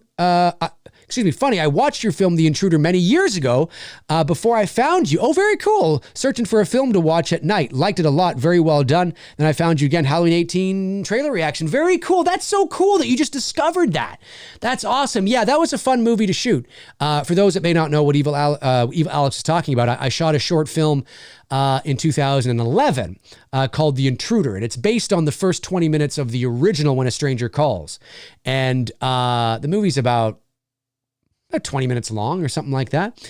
And it was a lot of fun. It was you'll notice there's a big home. There's a single girl who's house sitting for the weekend. And then she starts to get weird and strange calls. And you know what? It was fun. It was my first, obviously, for those of you that may not know, obviously my job in the entertainment industry is a professional voice actor. But I went to film school in the late 90s, and that's what I wanted to do. I wanted to make movies. And I started out as an on-camera actor doing commercials and things like that. And then I fell into the voiceover. But to keep my creative juices flowing, I started doing these little Halloween shorts on my channel. Nothing professional or anything like that, but just to kind of have fun. You pick up the camera, you just use available lighting, you have the Michael Myers mask, you dress up, you walk around. And I was one of the first people to do that on YouTube. Not the first, but I was one of the first to do that. I've been doing it since 2000. I think the first one I did was 2008 or 2009 or something like that. And it was a lot of fun. And I was part of the michaelmyers.net community way back in the day. And it was really cool. And so, and then in 2011, I stepped it up a little bit and I shot this short film called The Intruder. We shot it on mini DV, or was it? Yeah, I think it was mini DV. Was it mini DV? Anyway, it was just full HD. And I was the cinematographer. I was the director. I was the writer. I was the producer. Bruce did help out. Bruce was my gaffer, so he was handling a lot of the lighting and all that kind of stuff. And we had a blast. We shot it over a weekend here in the GTA, and I think it turned out well. I think I still think it holds up. I actually think it looks pretty good. You can tell. Obviously it doesn't look it doesn't look as good, nor is it as professional or as polished as It's Me, Billy, obviously. But I think you watch it and you're like, oh, this clearly was made by people who know what they're doing. It looks good. You know what I mean? All things considered, I think it looks pretty good. So I'm proud of it. Yeah, I'm proud of it. The Intruder from 2011. Very cool. Very, very cool. And that's awesome that you found it before you even found me. That's really cool. Or I guess you found it and then that tipped you off to the rest of my channel. That's really cool. That's nice to know. All right. Haven't missed any other super chats, I don't believe. Just want to make sure. Haven't missed anything. Let's go back here. You guys are talking amongst themselves. Love it. Love it. Trying to get somebody I haven't got, or maybe somebody new. General Shepard says, Dave, in your opinion, who do you think is the most iconic superhero? Superman. I don't even think it's a contest. I think Superman is the most iconic superhero. Now, again, what are we measuring, right? What do we mean by iconic? Well, I think it comes down to the symbol is again, you could say Batman too, for sure. But I think Superman, because I think Superman is the most iconic because I think Batman, there's a melancholy to Batman. Do you know what I mean? There's a darkness to Batman. There's a darkness to his picture. Maybe not the 1960s television show, but there's a darkness to Batman. There's a somber darkness and people love that, right? Love that. But I think Superman is more generally relatable because he's the epitome of good. He's the epitome of doing the right thing, saving mankind, and helping people, and helping the cat out of the tree, and helping, you know, the little old lady across the street, and no problem, man, I'm Superman. You know, he's a symbol. He's a symbol for good and justice and the American way, and, you know, all that kind of stuff, right? I think he's, because of the virtue, the positive things that surround the traits and the personality of Superman, I think he's probably the most iconic because of that. You know, and then Batman might be second, but Superman, I think, is more relatable probably to the average moviegoer, I think, just no matter who you are around the world. There's just certain human, real, doing the right thing, helping others. Do you know what I mean? Like it's just a real, and it's not that Batman doesn't do that, but there's a darkness to Batman, right? And people love that for that, right? And there's a dark sort of cloud that is around the Batman character and all that. You know, I mean, you're not going to see Superman going, "Where is he? Where is he?" You know what I mean? You know what I mean? And he's for good and justice as well, but he's a vigilante, right? Batman's a vigilante. So it's a bit, there's an edge to Batman, right? There's an edge, you know, where Superman's just, you know, he's Jesus. you know, and from a certain point of view, it's true. You know, he's God. He's literally a God. You know, and doing the right thing and all that kind of stuff. So I would say that I think Superman, because of those things, is probably the most relatable, which would make him the most iconic. But it depends on what you're measuring, right? You know, who's the most iconic based on box office of the last 20 years? Well, that would be Batman. You know what I mean? Or Spider-Man. It wouldn't be Superman. You know what I mean? It depends on what you're measuring, right? But I think if they can nail Superman, if they can nail Superman and get Superman right, then I think you're going to, I think you're going to see something pretty special with the Superman character, in my opinion. Oh, we're so close. Look at that, folks. 67,977. We crossed. We're going to do it. Who was this? Shout out. Anybody who donates to the campaign or picks up a perk gets a shout out. We've got, we've got Johan Hatzbacka. I think I'm saying that right. Johan. I think I'm saying that right. Picked up a Christmas sweater. Christmas warmth, a hoodie. Amazing. So you've got your double blue today. You've got It's Me Billy Chapter 1 and It's Me Billy Chapter 2 on Blu-ray. And you have an It's Me Billy Chapter 2 hoodie. And by the way, guys, the t-shirts and the hoodies are great quality. Fruit of the Loom. Great stuff. I've washed my hoodies and shirts and dry, I don't know how many times, and it's not fading. It's not cracking. Like, it still looks really good. So the quality is really good. Just so you guys know, in case you're worried it's going to come, like, you know how sometimes you buy things online, you like off of Amazon, and you get it. And I bought this fucking hoodie one time. Loved the look of it. Like the hoodie, because I'm a hoodie guy, in case you hit myself in the face, in case you haven't noticed. I'm a hoodie guy. I wear hoodies all the time. And especially when I'm in the basement here because it gets chilly. But I ordered this hoodie off of Amazon, and it was a hoodie that I loved. I loved the look of it, and yeah, I love the look of it, and just like, it just was a cool looking hoodie. And I read the quality. I was like, well, it seems fine. I get it. It was the cheapest piece of shit I have. Like, it was thin, and literally I like put it on, and I think I tore it by just stretching, reaching for the remote or something. I tore like a hole in I'm like, what the fuck? And then I literally was like, I don't care about this. And I took it and I tore it like Hulk Hogan. It was so easy for me to tear. I just was like it was ridiculous.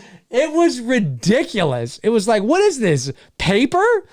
It was insane. It was insane. I should have really got my money back. I didn't, but I should have, because I paid like $30 for it. You know, I was like, what the fuck? Oh yeah, it was a piece of shit. It was a piece of shit. But these hoodies are not that. These hoodies are, or hoodies and t-shirts are not that. They're really nice quality. Really nice. Really, really nice. Andrew Stevens, one of my great mods, hanging out with us today. Amazing. Cody Snyder, amazing. Cody says, I disagree. Superman is too perfect as a human. I don't relate to that. Well, sure, but you're not supposed to relate to that because he's not human. Superman's not a human. He's a god, right? You're not supposed to relate to Superman. You would relate to Batman, not you necessarily, but yes, we would relate to Batman more because Batman is more of a complex character, right? With many different layers. But I think the values is what I'm talking about. The values that Superman stands for, I think are values that we would all like to aspire to be. Family, friends, love, shirt off our back, helping people, doing the right thing, a good, peaceful world, fighting evil, things like that, right? It's not that Batman doesn't stand for those things, but Batman is a vigilante, taking things into his own hands.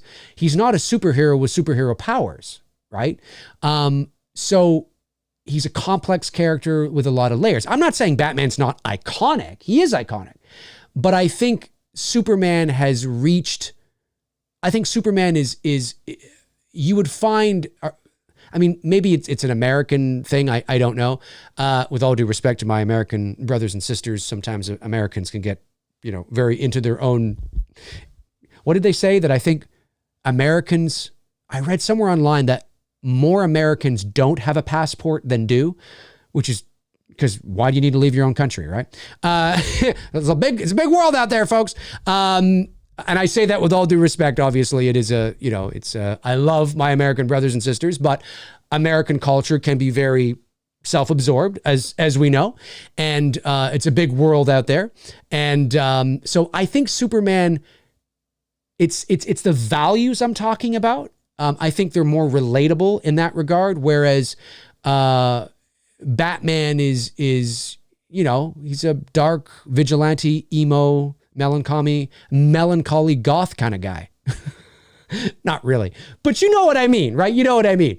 But again, I'm speaking generally, right? I see. It doesn't mean that there wouldn't be somebody that, or millions of people that could relate to Batman better, right? I'm speaking in a general sense. I think the way Superman was constructed and the way the values and the world and all that kind of stuff, because Superman's saving the world. He's not saving just, Metropolis. Batman is Gotham, right? Superman can fly across the ocean in 3.8 seconds and save somebody in France, save somebody in China, right? He's like he's Jesus. He's like he's a god. He's the world's savior. So, yes, that is not relatable on a human level. But I think the values are. And I think that's kind of what I'm talking about in some regards. But I get you, Cody. I get you. Danny H. Vlog says, what are some of your favorite Nirvana tracks? I got to go with Come As You Are, Heart-Shaped Box, and Smells Like Teen Spirit. Buddy, I have no idea. I am not a Nirvana fan. Now, when I say I'm not a Nirvana fan, that doesn't mean I don't like Nirvana. I just mean that this is a hoodie. It's just a hoodie. I know Nirvana, obviously. They were around when I was a young teenager. Smells Like Teen Spirit, I think, was played at every high school dance I was at. Totally. And I like that song. I do. It's got a cool kind of, sound to it for sure. But I'm not a grunge guy. I just saw this hoodie at the store and I was like, oh, I love that hoodie. The band is, iconic. That's cool. That's a nice hoodie. I'll get that. I mean, so yeah, I'm somebody that, as you often now, I am a Buffalo Sabres fan. The Buffalo Sabres are my favorite hockey team. But you'll also see me wear many different, I'm somebody that just likes hats and hoodies, and I will wear a hat. I have a San Francisco Giants hat. I couldn't tell you who the manager is. I couldn't tell you who the pitchers are. I couldn't tell you one single guy on that team. I know Barry Bonds used to be on that team 20 years ago, but I couldn't tell you who's on it now. I don't follow the Giants. Don't know. Don't care. But I like the hat. The hat's cool. And they're a legendary sort of team because of Bonds and all that. So I'm like, oh, that's cool. I like the hat. I like the logo. San Francisco, great city. San Francisco Giants, cool. Yeah, why not? That's kind of like the guy I am. But I don't just do that. I also do wear hoodies and shirts and hats of my favorite teams for sure. And bands. But Nirvana, yeah, I couldn't tell you. I couldn't tell you. And am I afraid to admit that? Nope. Do I care? Nope. No. You're always going to get honesty from me, folks. I'm not going to sit here and go, smells like Teen Spirit and there's so many. And just try to, no, I have no idea. Don't know. Let me see.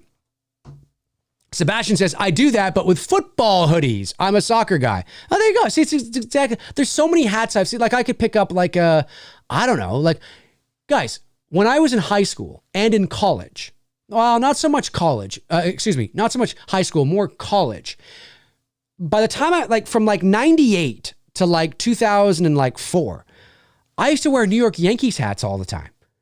All the time. I love New York. And they're an iconic team. New York Yankees, Babe Ruth. I mean, iconic team, right? But they weren't my favorite team. The Blue Jays are my favorite team. They weren't my favorite team, but I used to wear a Yankees hat all the time. All the time. Because I like the look of the hat. Iconic team. It's cool. New York Yankees. Yeah. You know what I mean? That's kind of how I am. I know that might seem, I don't know, what is that? A grifter? Would you call that a grifter? But that not really, because I'm not claiming, I think it would be different. I'm a sports grifter. I think you could say that I was that if I actually pretended to know a lot about the teams or pretended that, well, no, now they're my new favorite team. You know what I mean? Then maybe. But I know I'm up front. I'm like, no, I have no fucking idea. I just like the look of the hat and I like the logo and it's a cool city. And I recognize the cultural significance, right? I recognize the cultural significance. It's cool. Yeah, I'm in. Totally. And I'm not claiming that I'm pretending to be a fan or whatever. I recognize the cultural significance. Why not? You know what I mean?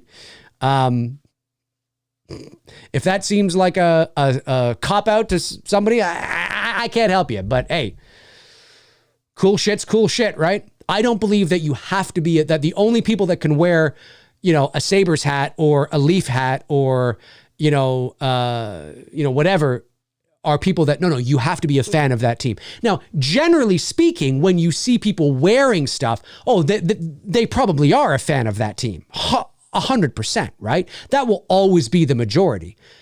But I think cool hats and cool teams and cool cities are just cool. So I just want to represent.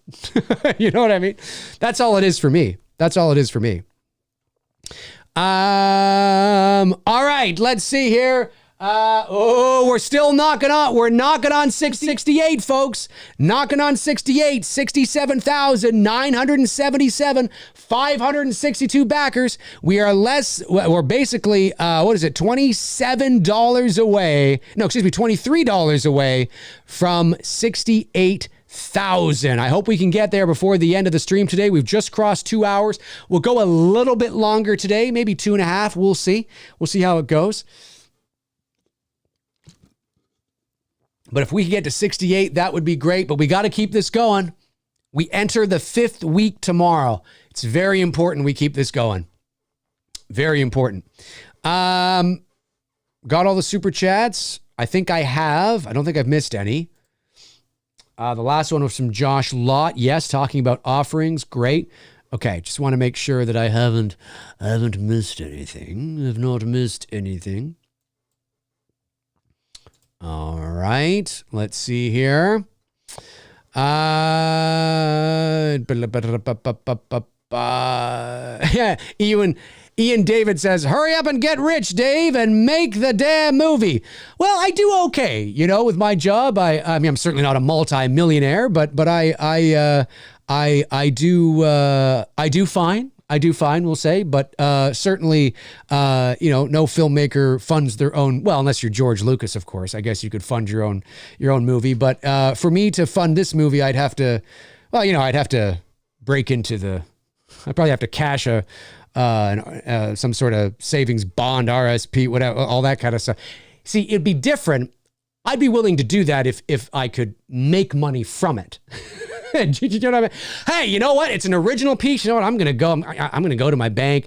I'm going to maybe, get some money from, some RSPs or, all that kind of stuff, whatever, and maybe get some, because there's potential return on it.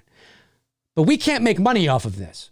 So it would be unwise for me to go and cash any sort of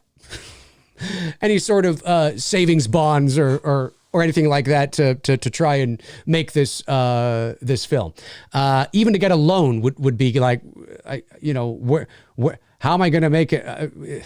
I'm going to be out of pocket no matter what, right? So yes, I would say that the best way, especially when it comes to, and I know you're just farting around, but yeah, when it comes to fan films, right, where you don't own the intellectual property, crowdfunding is fantastic because you guys do get something for it, right? You guys don't make money off of it necessarily, but you contribute to a certain tier and you get a Blu-ray and you get a hoodie and you get, a Michael Myers mask, or you get, the digital the poster. You do get stuff for it, which is really cool. So it's a really great thing, especially, when it comes to crowdfunding films that you don't own the intellectual property for. If I don't know, if I was like, if we were doing an original film, then Bruce and I might maybe crowdfund some of it, right? Like maybe we run a crowdfunding campaign for some of the, and then we go somewhere else. And then if I was like really confident, then maybe I do go to my bank and say, hey, I want to cash in my, such and such and such and such, or I want to, take out a loan because it's an original film that I'm doing. So then I can, there's a chance that I'm going to make money off of this, right? And be able to pay that back and then some. But yeah, when you literally are not legally allowed to, this is the only way to do it. And I know that you were just kidding around, but but believe it or not, I have had people, not a lot, but I have had some people say, how come you don't just fund it yourself?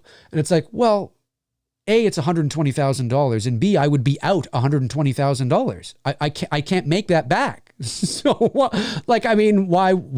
would I do that? And B, well, I guess there really is no B. That's really it at the end of the day. It makes no logical sense. And that's too much. I mean, I'm not going to go and, into my savings and bonds and, all that kind of stuff. And what am I doing here, right? What am I doing? Especially when I'm not going to see it. If we can make money off of this, that's different. I still wouldn't do it, not to that degree, but that's different. Like, maybe I'll go get a loan, you know what I mean? Or maybe I do this, or, whatever. Because that's what budgets are, right? I mean, that's what studios do. All movie budgets are loans, right? There isn't like a vault in the basement of Warner Brothers where you go down and, they open up the vault and they're turning the wheel and they go and they get this big briefcase of $250 million to make the next Batman movie. That's not how it works, right? Even the studios are borrowing that money from the banks, and there's interest on that. But they do that. They can borrow $200 million because they know they're going to make that money and then some back, right? So yeah, borrowing money you're never going to make back is not a wise thing to do, or cashing in any savings. It's not a wise thing to do.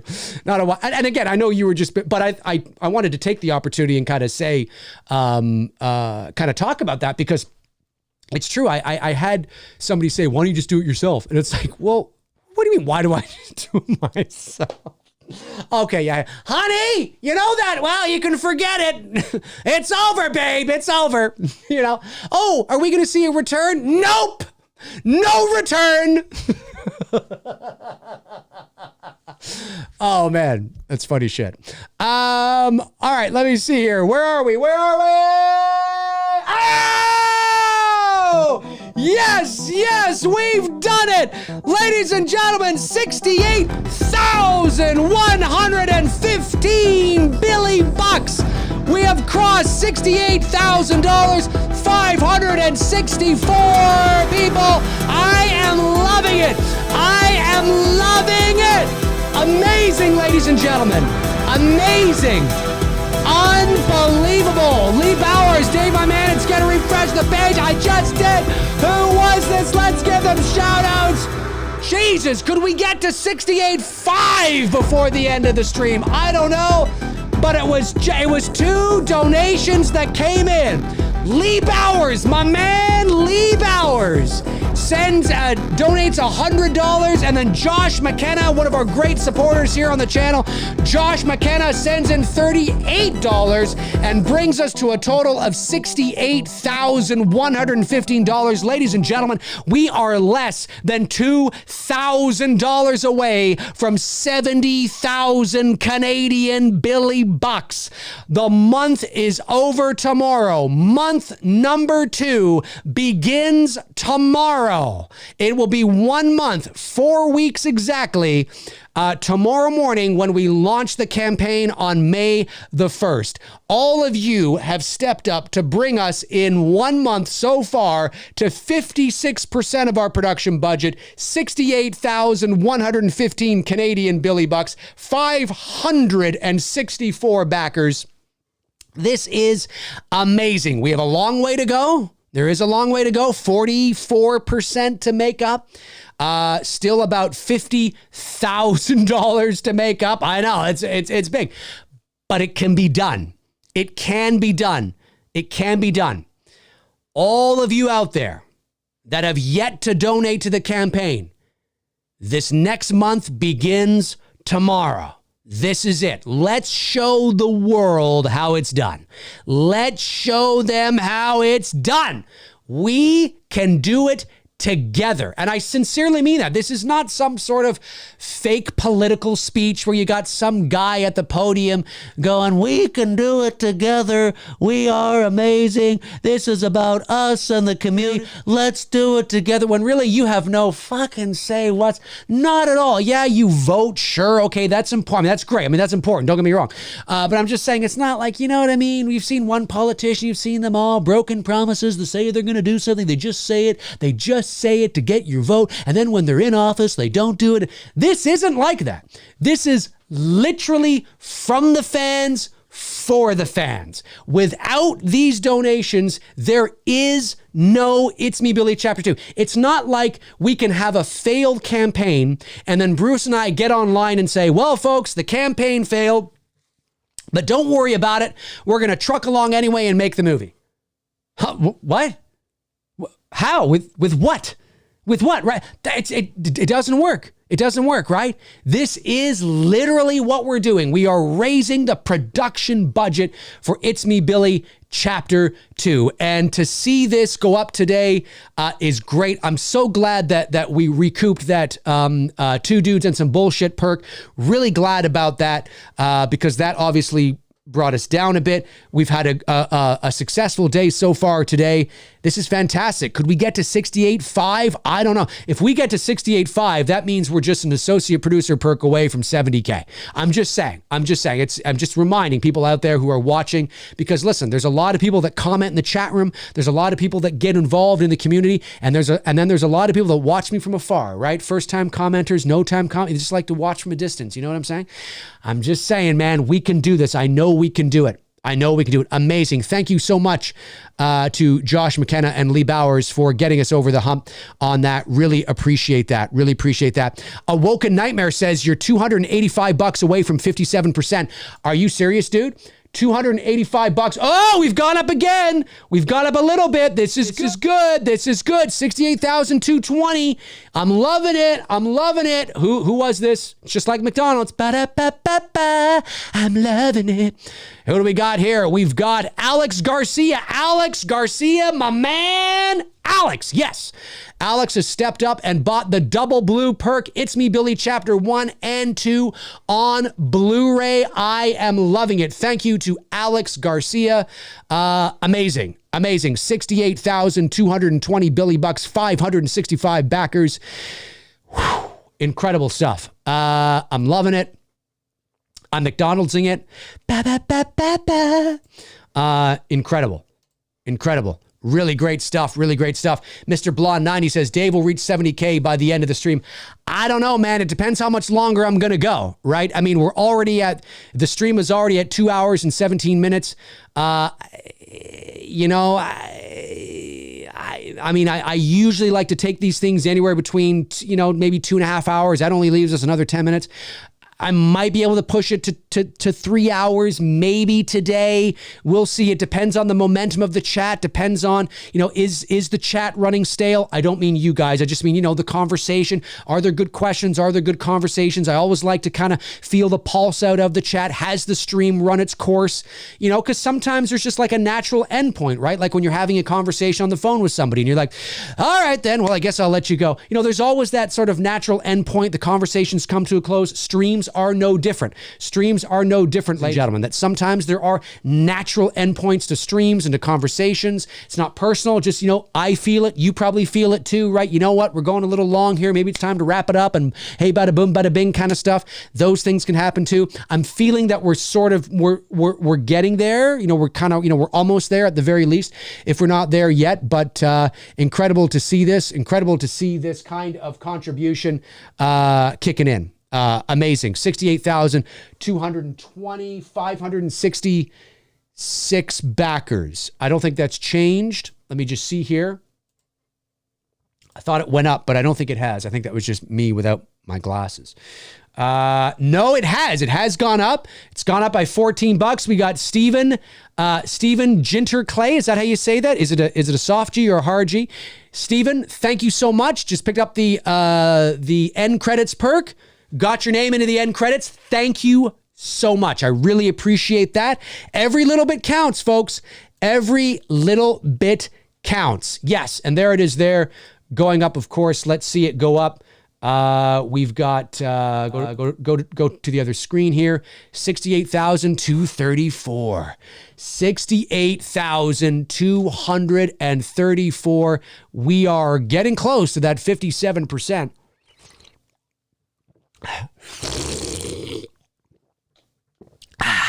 Don't you hate when people do that?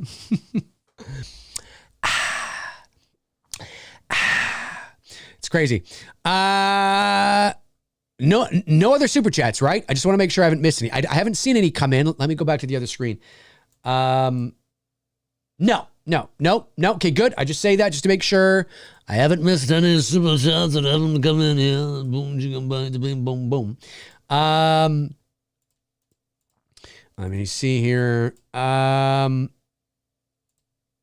Okay.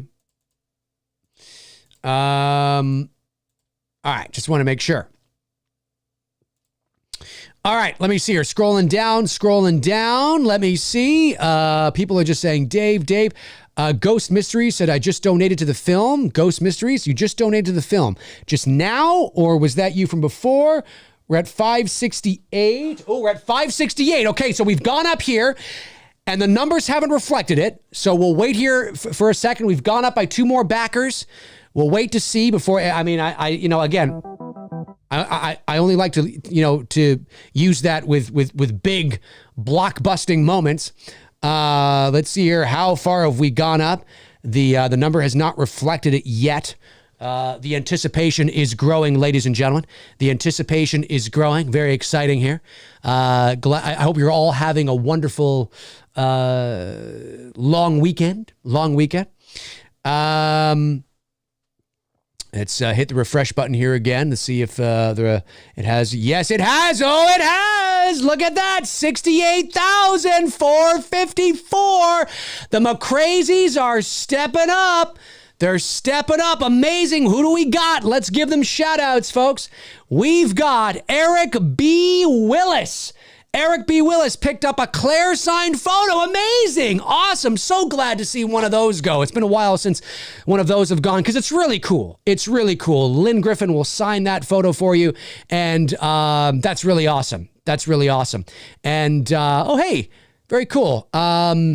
Yeah, that's really cool. Picked up the photo number 1, which is the profile. Yeah, it's cool. It's a really cool photo. One of the most iconic images in all of horror. So thank you, Eric. Really appreciate that. And Lee Smith picked up, the official poster. It's an awesome poster, dude. It's awesome. It's just, and what's cool about again, thank you to Lee Smith and Eric B. Willis. Thank you so much. Really appreciate that. Thank you. Oh, look at that. We're knocking on 68.5 and we did it. We're at 57%.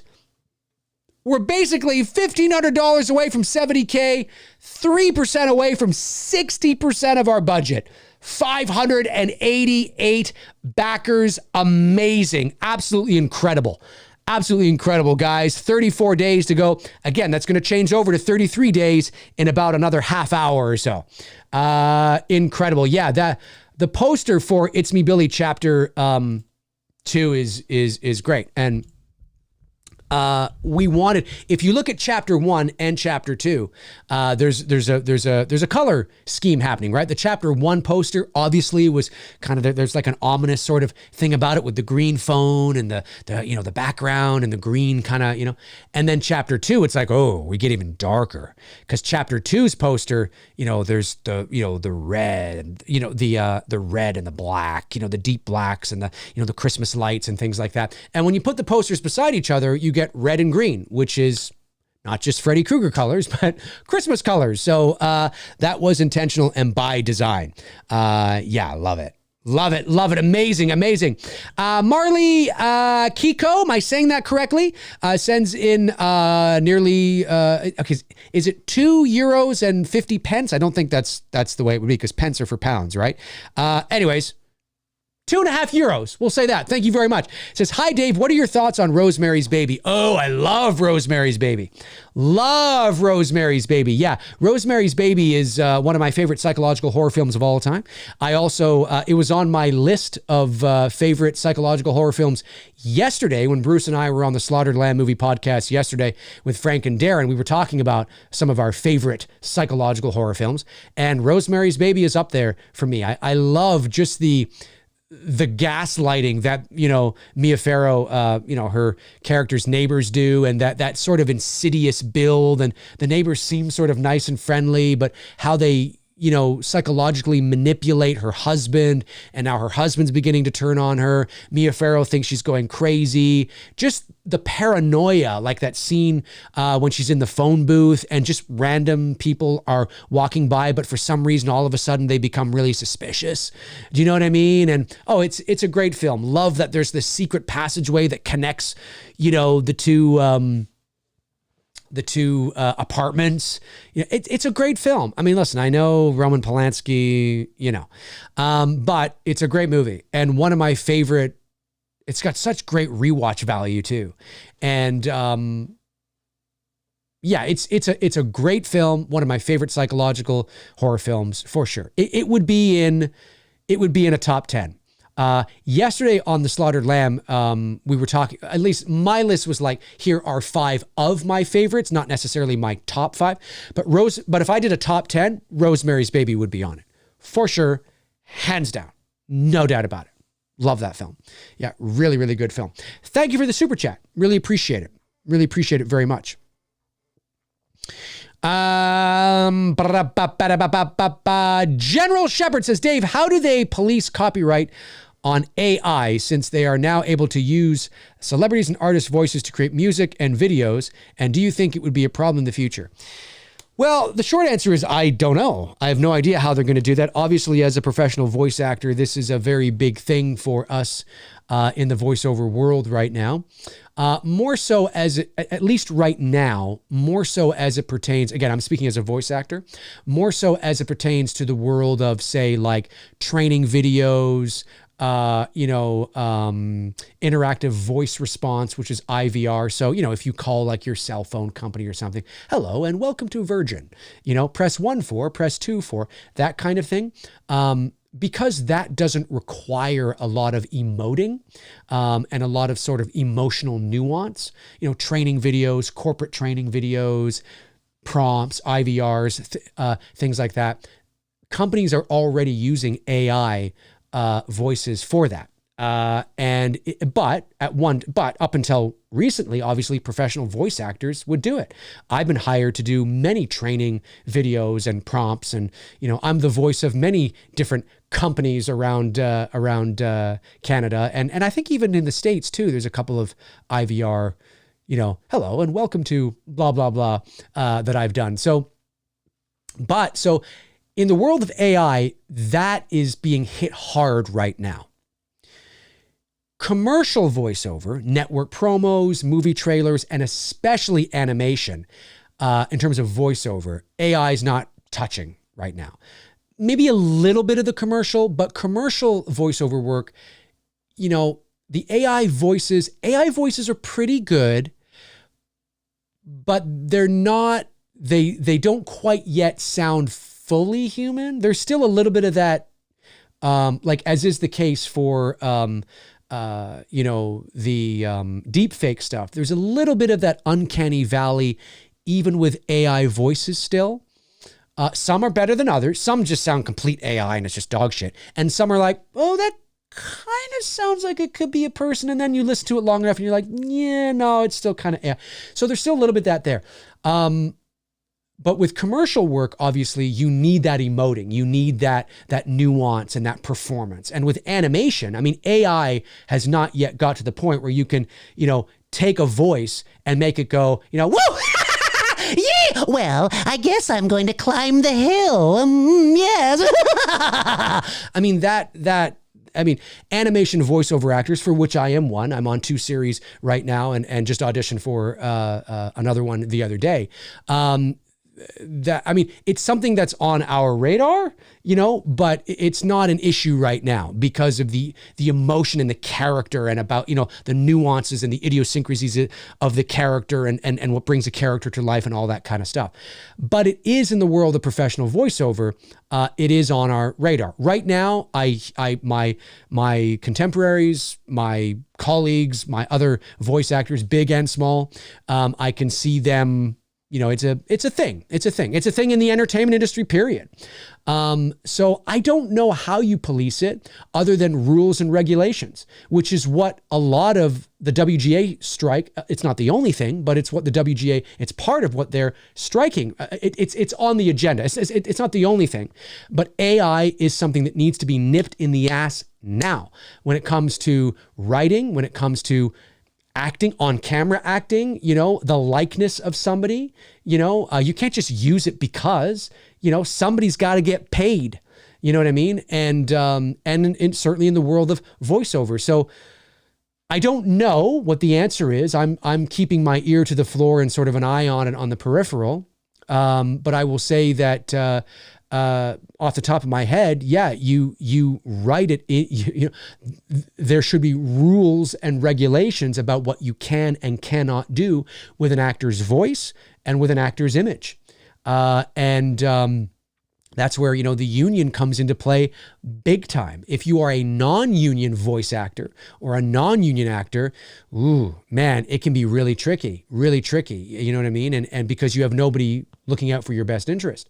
So it's still very early for me to be able to speak at like real depth on it. I'm just speaking sort of in a general sense because of what I've been seeing and noticing. But yeah, I really hope these rules and regulations come into place to protect us, the actors, whether you're an on-camera actor, a voice actor, or whatever.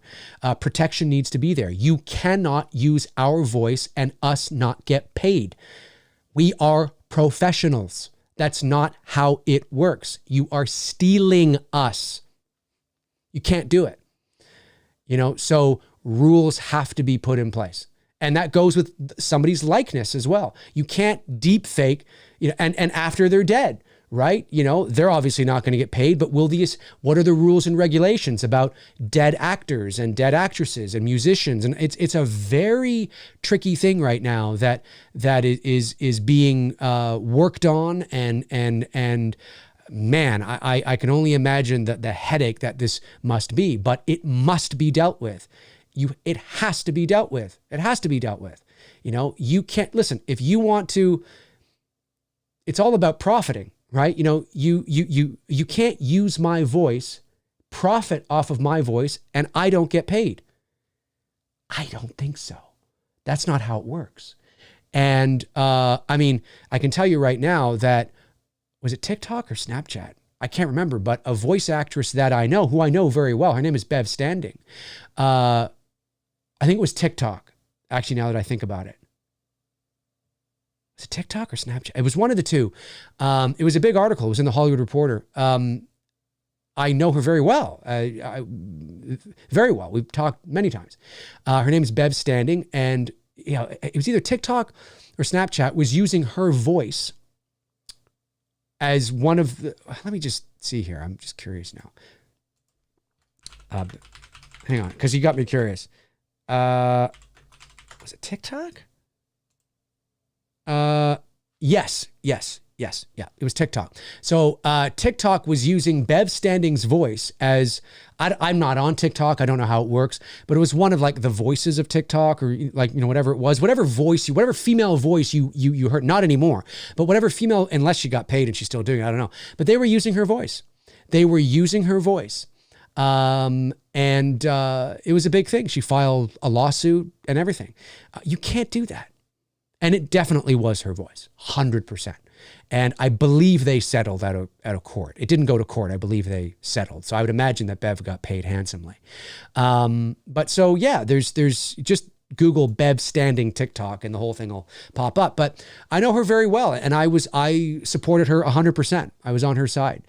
You can't do that. We're professionals. We got to get paid. It's the way it goes. If you're a professional in your line of work, whether you're a carpenter, whether you're whatever you do, you want to get paid. You're a professional at your job, right? Acting is no different. I will not do anything for free. I mean, I'll do something pro bono if it's a buddy I know, or if it's somebody sure, you know what I mean? But if some stranger comes to me and just says, yeah, man, can you just do this? No, I can't just do it. So, because go through my agent, go to the union, and I want to be protected, So, yeah, it's crazy shit, man. But how do you do it? Rules, regulations. That's how you do it. Rules have to be in place. Let me see here. 569. Oh, we crossed 68.5. We crossed 68.5. 68,514. I'm loving it. Man, if we get to 69, I can hear the people in the chat now going, 69. Hey, if we get to 69, I might go crazy. Scott Wood just donated $60. Amazing. Thank you, Scott. Really cool, man. Thank you so much. Scott Wood just stepped up, was like, dude, here's $60, man. Make it happen. Love it, Scott. Thank you so much. Really appreciate that. Shout out to Scott Wood, who stepped up and just did a donation and put us over 68,514 Canadian bucks, 569 backers. Hey, listen, I said I wanted to get to 575 before the end of the stream. God, could we get to 69,000? I don't know. It's always possible. It's possible. I mean, we're less than $500 away. It's entirely possible. We are basically an associate producer perk. No, not basically. We are an associate producer perk away from 70K. That's unreal. Unreal, folks. Unreal. You are amazing. My McRae's stepping up. Happy Memorial Day weekend. Very cool. Did that answer the question about the AI stuff? Again, I'm speaking in a general, because obviously I'm not neck deep into it, what's going on. But see, Sebastian says technology is scary in the wrong hands. For sure. And let's be honest. I talked about this like 2 or 3 years ago. I said, all the deep fake shit, all the technology that, is cool right now in like Star Wars movies and, de-aging Harrison Ford and, the AI stuff. Oh, it's so cool. Ooh, ChatGPT. Do we honestly think that the governments of the world are not using this in nefarious ways? Come on. I think the CIA's not using it. The CIA's been using this kind of shit. This kind of technology has been in the hands of the CIA for decades, right? It only gets to us later on. You know what I mean? Listen, if they hated me, right? If they hated Dave, if the CIA hated Dave McRae because I don't know, whatever, right? I exposed something. Do you think the CIA, do you think it's out of the realm? Come on. Do you think that they would be, hey, you know what? We have the technology to put Dave McRae at the scene of a crime. We have the technology to deep fake Dave McRae's face onto this actor's body, manipulate this at the scene of a crime, and it's fucking legit. It looks real. 100% real. Totally real. Legit. No uncanny valley. Bang. We have the technology to put Dave McRae's voice on a telephone call talking about how he's getting ready to murder the president. Do you know what I mean? Even me just saying that right there, me saying that, they could take that little line, put it in there, manipulate it, get Dave McRae's voice going. Do we honestly think the governments of the world are not cashing in on this? Come on! Of course they are. Oh, sure, it's fun right now in little Star Wars movies and oh, this is fun. Oh, look, oh. But come on, man, this technology is being used for war. And you know it is. You know it is that kind of shit. Oh, 100% they're weaponizing this shit. I don't care if you're the US or Canada or Britain or North Korea. I don't care. Everybody's going to use this to get at everybody. War. 100%. Come on. We know it. 100%. You know it. Mr. Blonde 90 says, if Dave goes missing, we'll know why. That's exactly it. And then, hey, if I go missing and you see me at the scene of a crime saying shit on a voice recording, it's not me. It's not me. It's CIA. It's doctored. I'm telling you right now, it is not me. 100%. But you know it. You know they're using this stuff. Oh, come on. Fuck, we hate that guy. Yeah, fuck, that guy's such a nuisance. He's fucking ruining shit. He's ruining our fucking agenda. He's getting in. Well, you know, Mr. President, we could put him at the scene of a crime. We could take his voice and have his voice threaten you. We could do that. Yes, Mr. President, we could. Let's do it. 100%. 100%. Just looking at the total, 68,514. I love it. Let me see here. Yeah, 100%. I totally agree. I'm just scrolling back here. No missed super chats, right? The last super chat was the last super chat, I believe. Sebastian says Dave will become John Connor. I might become John Connor. It's entirely possible I could become John Connor. Cheston Franklin Jr. says, Dave, are you going to reach 120,000 to make It's Me Billy Chapter 2 happen? Can't wait, man. Love the OG, Big Black Chris. Oh, I see. You're just being positive. Like I hope so, man. I hope so.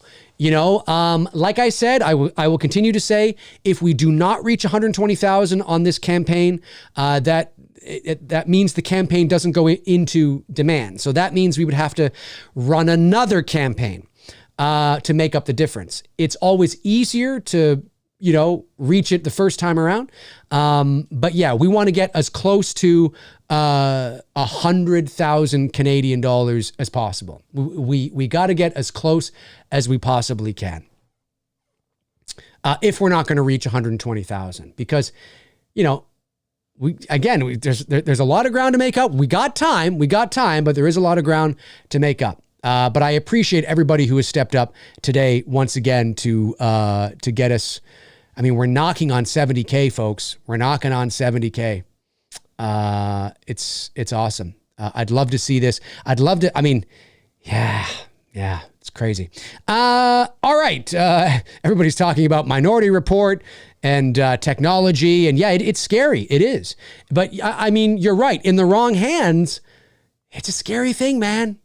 It's a scary thing in the wrong hands. You're absolutely right. All right. Southpaw 82 says, Dave rewatched Godzilla 1985 American version last night. Great Godzilla film, still holds up very well. I could not agree more. I agree 100%. I think it still holds up today. And I think it's still the best Godzilla suit, because it was a combination of a guy in a suit, and then for some close-ups it was like an animatronic in terms of like a medium shot. I still think it holds up today. It's my favorite looking Godzilla. My second favorite looking Godzilla is Godzilla from Godzilla King of the Monsters, I think. The new one. I actually really like that movie a lot. But yeah, the 85 film I still think holds up. I got the movie on Blu-ray because I found a guy in Poland. I don't know how he did it, but he was able to rip an HD version of that movie, because Godzilla 1985 is not even on, like the American film, it is not even on DVD. The 84 version is, the Japanese original is, but Godzilla 1985 with Raymond Burr is not even on DVD.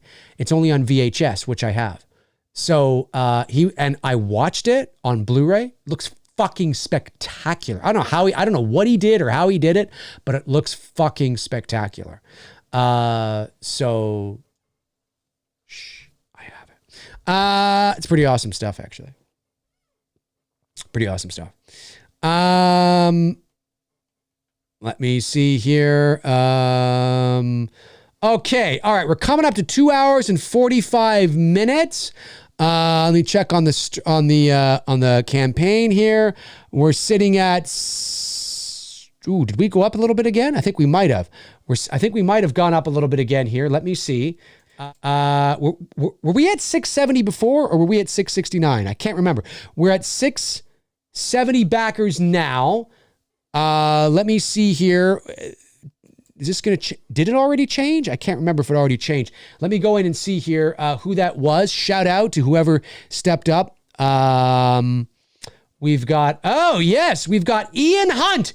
Ian Hunt has stepped up and bought the double blue, so it is not reflecting that yet. It's not oh geez, we're knocking on 69, baby. We're knocking on 69. Ian Hunt has stepped up and bought the double blue. Ian, amazing. Thank you so much. Shout out to Ian. You're gonna get It's Me Billy. It's Me Billy. You're gonna get It's Me Billy. It's Me Billy. Gomer Pyle. You're going to get It's Me Billy on chapter 1 and chapter 2 on Blu-ray. Great stuff. Director's commentary, BTS featurette, the full movie, trailers, teasers. It's cool shit. And chapter 1 has a not feature length, but a hour-long BTS featurette, which is really cool, that I think you'll enjoy. So, yeah, and It's Me Billy Chapter 2 will have that as well. We'll have sort of, some similar things as well, which is really cool. So thank you so much for picking up the double blue. That's what I'm talking about, guys, is it really does come down to people stepping up and buying Blu-rays. You know what I mean? And just kind of, it's cool. I mean, if a lot of people did that, this thing would be funded. It's crazy to say, obviously if you have deep pockets, you got a bonus, you got a raise, you have a rich uncle. Sure. I mean, obviously if you are able to pick up a larger tier perk, that's always amazing. But for what I would believe would be the vast majority of people, hey, if you just all bought a Blu-ray, picked up the double blue or a hoodie or whatever, this thing could be funded pretty quick. The math is pretty easy on it. 68,619. We were at 68,005. Okay, so no, so it did go up to 68,619. Okay, that was the increase. That was the increase. Okay, I thought it was lower or different for some reason, but nonetheless, okay. Now, if it is, maybe Indiegogo made the adjustment to the. Yeah, they might have done that thing that they do. But anyway, nonetheless, very cool. We're knocking on 69,000. Could we get to 69,000 before the end of the stream? I will stick around for another 15 minutes. That'll take the stream to 3 hours. I'm willing to do it. I'm willing to do it, baby. These streams are epic, man. I've been doing a lot of them. They seem to work. And always remember, folks, you can donate to the campaign even when I'm not doing these streams, right? Those days where I'm not on, we need to have some funds coming in on those days as well. That's very important. Very important. Put that cookie down. Amazing. Still talking about the technology and the AI. Yeah, it's you guys are, it's true. Terminator 1 and 2. Yeah, Terminator 1 and 2. Yeah. Salvation. Guys doing that, Terminator. Here's a super chat. Comes in from David T. Thank you very much, David. Sends in €5. Says, hi, Dave. Do you know the movie Dead of Winter from 1987? What do you think of it? Let me just do a quick Google search of Dead of Winter and see. I guess I should put the date because obviously Dead of Winter is also a saying. I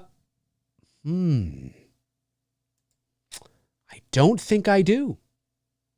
No. The actress is lured into a remote mansion for a screen test, soon discovering she's actually a prisoner in the middle of a blackmail plot. Ooh, I fucking love the sound of that. And Roddy McDowell? No, I haven't seen this. Oh, Mary Steenburgen. Oh.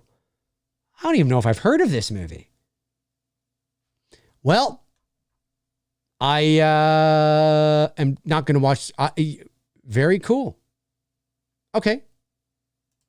I like Mary Steenburgen, and that sounds like a good mystery kind of. I'm totally down for that. That's cool. Thank you for the recommendation on that. Let me write that down. The Barn, 2016. We got Dead of Winter, 1987. Okay. All right. That might be one. Actually, both. Well, I don't know about The Barn, but The Dead of Winter might be one that might be able to watch with my lady. She might be interested in that. Very cool. Thanks very much. Appreciate it. Appreciate the recommendation. I have not seen it. Next Gen Studio says, with the writer strike, I wouldn't be surprised if they just started using AI to spit out scripts for new Simpsons episodes and keep the show running forever. Yeah, I don't know if they, would. Well, you can't, by the way. You can't do that. Legally, they can't do that. But I know what you mean. Yeah. I don't know how long this thing's going to last. And also, folks, SAG is getting ready to renegotiate their contract at the end of June. So it's entirely possible that we could be in a complete shutdown. It's entirely possible. I hope that doesn't happen. But if SAG goes on strike, that means there's no actors. Let's hope that the writer strike and SAG can renegotiate their contracts in a timely manner. It's best for the industry. It's best for your entertainment. It's best for Billy. It's best for everything. So hopefully that does not come to fruition. But we'll see. Rosalia says, Dave, do you ever lose your voice? Not completely. I mean, depending on the character I'm doing. I was playing a bunch of dinosaurs the other day on an episode of Super Wings. So, but I know myself well enough. When I say dinosaurs, I mean like a lot of roars and, things like that. That kind of stuff. But I would say that I know my limits. I know sort of what I can do and what I can't do. And I try to, and that's another thing too, that was part of a big thing that animation voiceover actors specifically were talking about, a number of years ago. There was a big renegotiation with animation, with animation, but also with video games and things like that. And they wanted that. And I totally agree, factored into the pay. If you're going to make me scream all day, playing all sorts of characters, that kind of stuff, that's great. I can do that. And I would love to do it, but I want to get paid extra for that, because that means that my voice is going to be shot at the end of the session. And what about the gig I have to go to the next day? What about, the audition I have to do? Pay up. You know what I mean? And so that was a bit. Now, I'm not a video game voice. I've done a couple of games, but I wouldn't classify myself as a video game VO actor yet. But I totally agree with it, 100%. Yeah, no, a lot of these things I stand by. For sure, and if you don't renegotiate, if you don't nip these things in the ass now, the industry will take advantage of you. If you don't say anything, if you just act like you're okay with the conditions, the producers won't say anything. Because a producer's job is to spend as less money as possible and make as much money as possible, right? So if they can not pay little. I'm not saying every producer's like this. I'm just saying that, right? You got to stand up for yourself. And that's what, the unions are for, obviously. But yeah, I have, but not like completely. not like, completely or anything like that. All right. 8 more minutes to go in the show. 8 more minutes to go in the stream. Could we get to 69,000? I don't know. But even if we don't, it's okay. It's okay. It's been a good stream, a good Sunday afternoon. Some people have stepped up. We've gone from 65. We've raised about $4,000 on today's stream, which is great. We're knocking on 70,000. I like to see that. And hopefully this time next week, we can be over 80. Hopefully this time next week, we can be over 80. We got to keep it going, folks. We can't sit on this. We can't sit on this. We have a lot of ground to make up, and about 33 days to do it. And it feels like a lot of time, but again, we got to keep that momentum going. Keep that momentum going. So if we can be at 80, maybe over 80, maybe 85 by this time next week, now we're knocking on 90, right? And then if we can be over 90 by, Jesus, then we're heading towards 100. By the middle of June. And that's good. That's good. So you can see, right? There's these goals and these milestones that I really want us to achieve. And again, I'm not trying to pressure anybody to, fork over cash they don't have. It's not that. I just want to keep it out there. Keep, as a reminder to those who have yet to donate, who are thinking about it. Maybe you've already donated, but you want to come in and be a producer, or you want to have, you want to pick up that extra thing. I'm just keeping it out there, keeping it in your minds. Everybody, the entire horror community.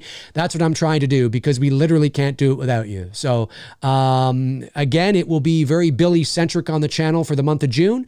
It's not because I'm trying to beat a dead horse. It's because I'm trying to raise a production budget. And I know most of you get that and understand that. And that's what you have to do, right? When you are in a crowdfunding, when you are in the middle of a big crowdfunding campaign, if you are out of sight, you're out of mind. I think a lot of people think that the work is in the campaign, building the campaign, which it is. And then when they launch the campaign, that's it. They just have to sit there and wait, make a couple of posts. I'll make a post, 1 post a week or something. And it'll just, listen, it's not how it works. You have to be out there. You have to be selling. You have to be marketing, especially when it's Black Christmas. If this was Friday the 13th or Halloween, maybe we could sit on our, our hands for, a little bit, and it would just naturally raise funds. But with something like Black Christmas, it's very niche. It's very cult. You got to be out there, and you got to be out there, and you got to be reminding people why this is special. Olivia Hussey, Lynn Griffin, Black Christmas history. It's big, it's special, it's big. And we want all you to be a part of it, and you can be a part of it. And we can't do it without you. And it's just, we really want to make this. We really want to make this. It's going to be awesome. It's going to be awesome. Super chat from Happy Sanjo. Hello, Happy. Sends in $10, says they are handling this way different than the '08 strike. I'm convinced they're using this to purge writers' rooms. A lot of these films have been taking baths at the box office. They seem to want this. It's different from the '08 strike because the '08 strike was also, 15 years ago. The industry has changed. Streaming is now a huge factor, a gigantic factor. Streaming is a big factor for writers and actors as well, because residuals is a big deal. And during the television era, writers would get residuals. It was very easy to figure out what those residuals would be because there were commercial breaks. And that's how the network, listen, if back in the day when television first came on, right? Back in our childhood, back through the 70s, the 80s, if the networks knew that you would sit and watch 4 hours of commercials, they wouldn't bother to make television shows. The television shows are there so you sit down and watch the commercials. Now, I know you can change the channel, but it's the principle of what I'm saying, right? The real reason why the shows exist, Cosby Show, Growing Pains, is so you sit your ass down and be bombarded with commercials, okay? And if there was a way to know that you would just sit there and watch a bunch of commercials, there wouldn't be any need for television shows, right? So writers, actors, it was very easy to figure that out. With streaming, there are no commercials. So writers, actors, for sure, well, we need to figure this out. There was some writer that, I forget who it was, but there was some writer that I was reading about that on a television show on network TV got like a $5,000 residual check or something, and then got like a $2 check for streaming or something like, I forget her name. I was reading about it and I was like, yeah, it's an issue. There's a lot of different issues. And I don't think this is just about purging. Really, I don't. I think this is about writers saying, hey, the landscape of the industry has changed, just like it changed in 2008. It's now changing again in 2023. Because it's not just about AI. I mean, there's a list of things, right? And I think they're like, you know what? We are being taken advantage of here. And based on everything I'm reading, they're right. They're right.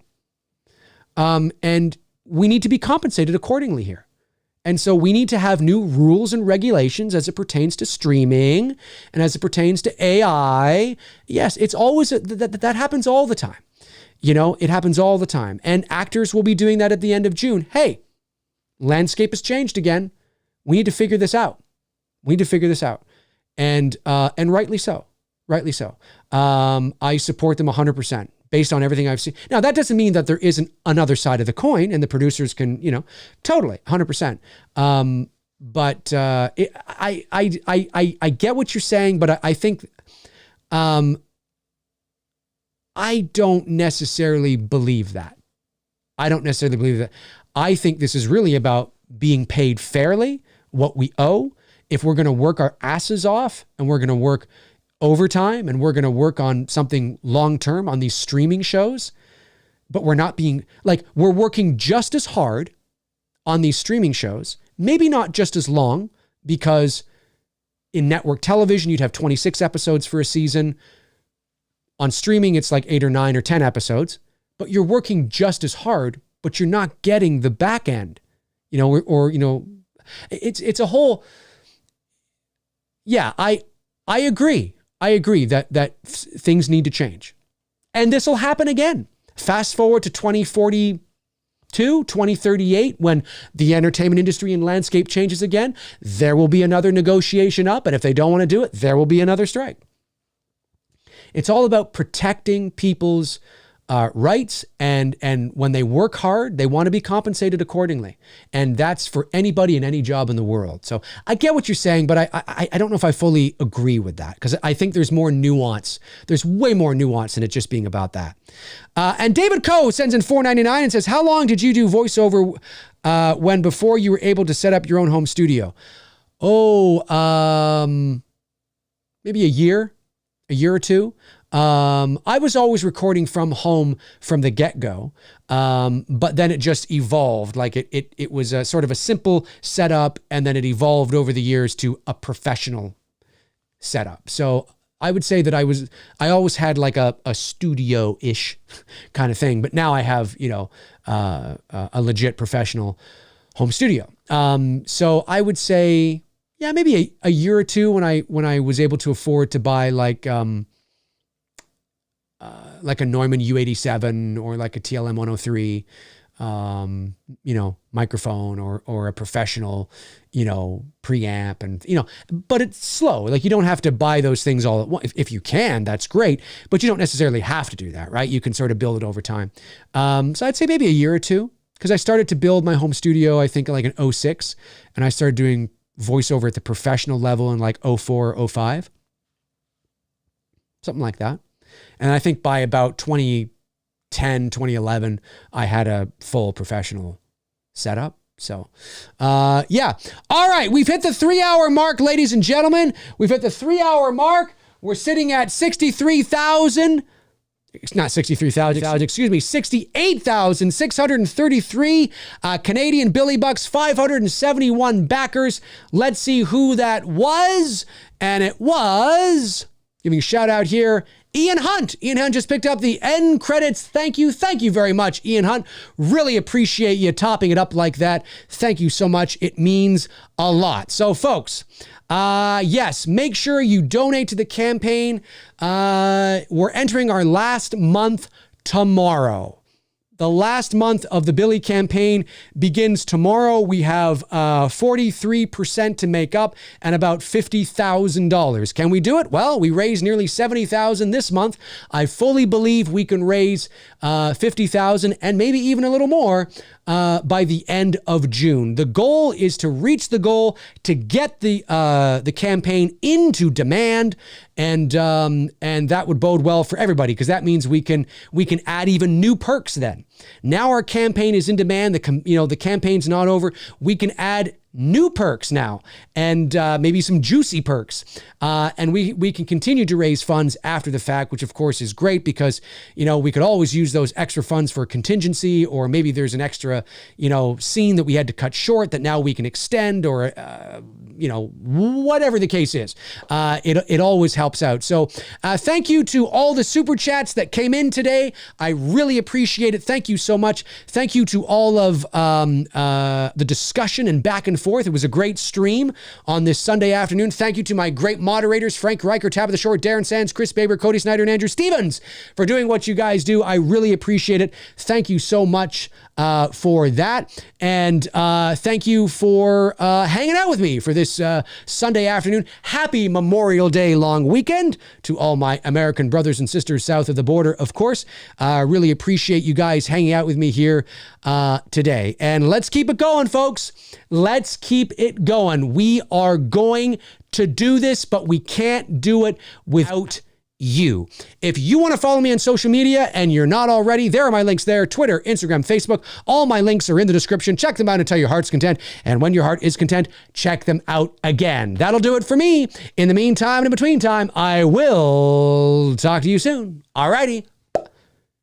Cheers.